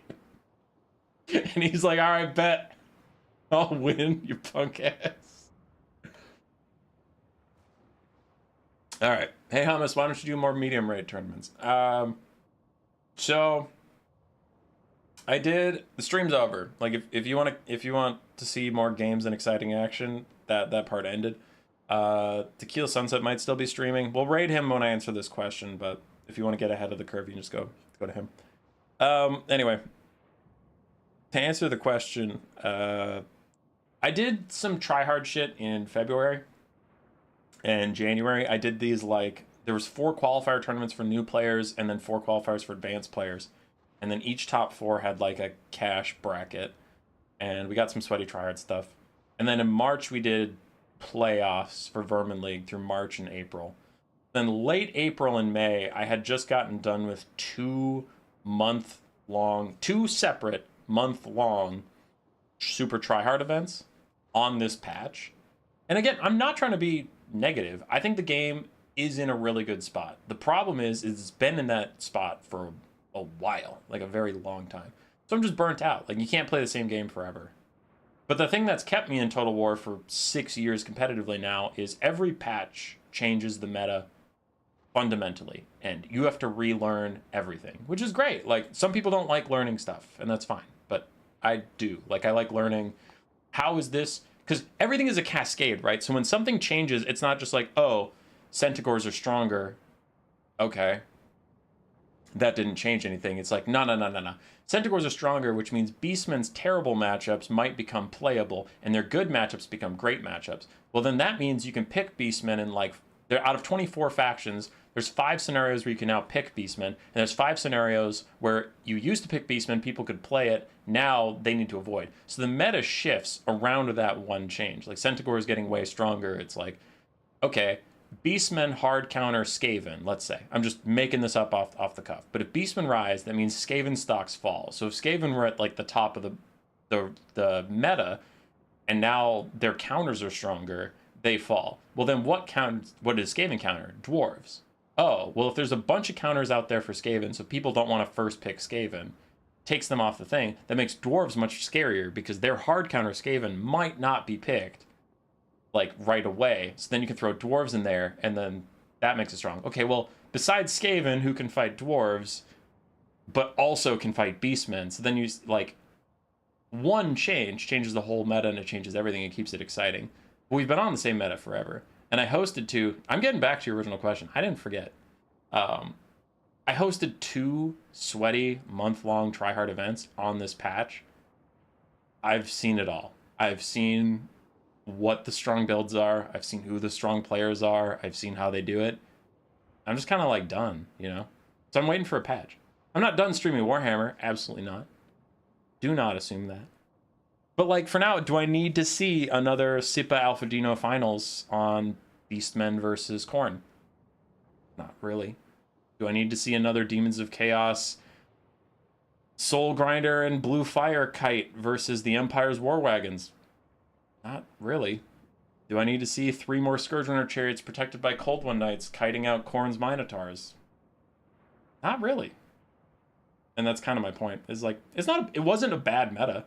I enjoyed it a lot, but I've now seen it. Spider-Man 2 was a good movie. I don't go to the theaters for the 8th time to see it. I saw it twice. I'm good. You know, so that's why I haven't hosted as much medium or high tier tournaments right now, as I'm just kind of burnt out on the meta. So I like hosting the new player tournaments. They're fun because new players don't take what's meta. New players take whatever they want. So they keep it interesting, and also I do like to give new players a spotlight and try and get them into the scene, kind of get them hooked and keep growing the scene, because people retire, and it's not a huge multiplayer community anyway, so I do try and keep people coming in, because Like, there's a thing where I like this game and I want people who like this game to come hang out with me and enjoy this game. But there's also the selfish aspect where if the multiplayer scene dies, I have nothing to stream and my channel stops existing. There is a part of this where it's like, I kind of have to do the new player tournaments. And it's just because I have to do them doesn't mean I don't enjoy them, but it is like, we also got to keep fresh blood coming in or this train stops. So the new player tournaments I'll keep doing for those reasons. But the meta stuff, I am waiting a little bit for a patch, to be honest. So yeah, there's that. We still stream some multiplayer stuff. I did Gladiator the other night because that's fun. I do some Let's Plays where it's like me playing this faction until I get 5 wins. But those are a little different than like, come one, come all. Whoever is the sweatiest and most try-hard, show us your builds, because that's been done. Like, everybody knows what the strong builds are.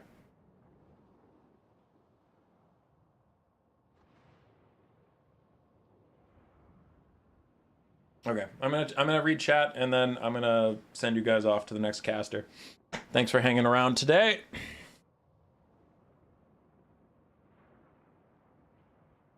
Bye new player turns figures way to get variety. Your subs want to see it. True. I'm trying to get more hummus content weekly and old player. Yeah, I should. Okay, Dark Horse. You're right, Dark Horse. That's fair. I explain my reasoning, but that doesn't necessarily mean I'm correct, right? I could be just wrong. That's fair. Like, there are people who don't watch every game, who aren't tired of the meta, and like, why doesn't he do meta stuff anymore? And I'm like, but I saw every game. And part of it, you know, you could say like, yeah, suck it up and do the content. You're the content creator. Like, sometimes not about you. Fair. Based. Fair. Okay. I'm gonna shut her down. You should host sweaty tourneys with mega bans. All factions open, no cav or mobility go. Oh my god. Luigi Corn is just like rubbing his greedy little mitts together like, yeah, I like this guy. All right. Dark Horse, I'll put a sweaty tryhard event on the agenda just for you. I'll write myself a note on my desktop. For the rest of you, have a great night. Hopefully you enjoyed the stream. We're gonna raid Tequila Sunset if he's still streaming, or maybe Lich. I've raided Tequila a lot recently. I haven't raided Lich in a while. I'll see who's streaming. Maybe it's not even an option. Oh, they're both streaming. All right, we'll raid Lich. He deserves it. Go say hi to Lich. Bye, everybody.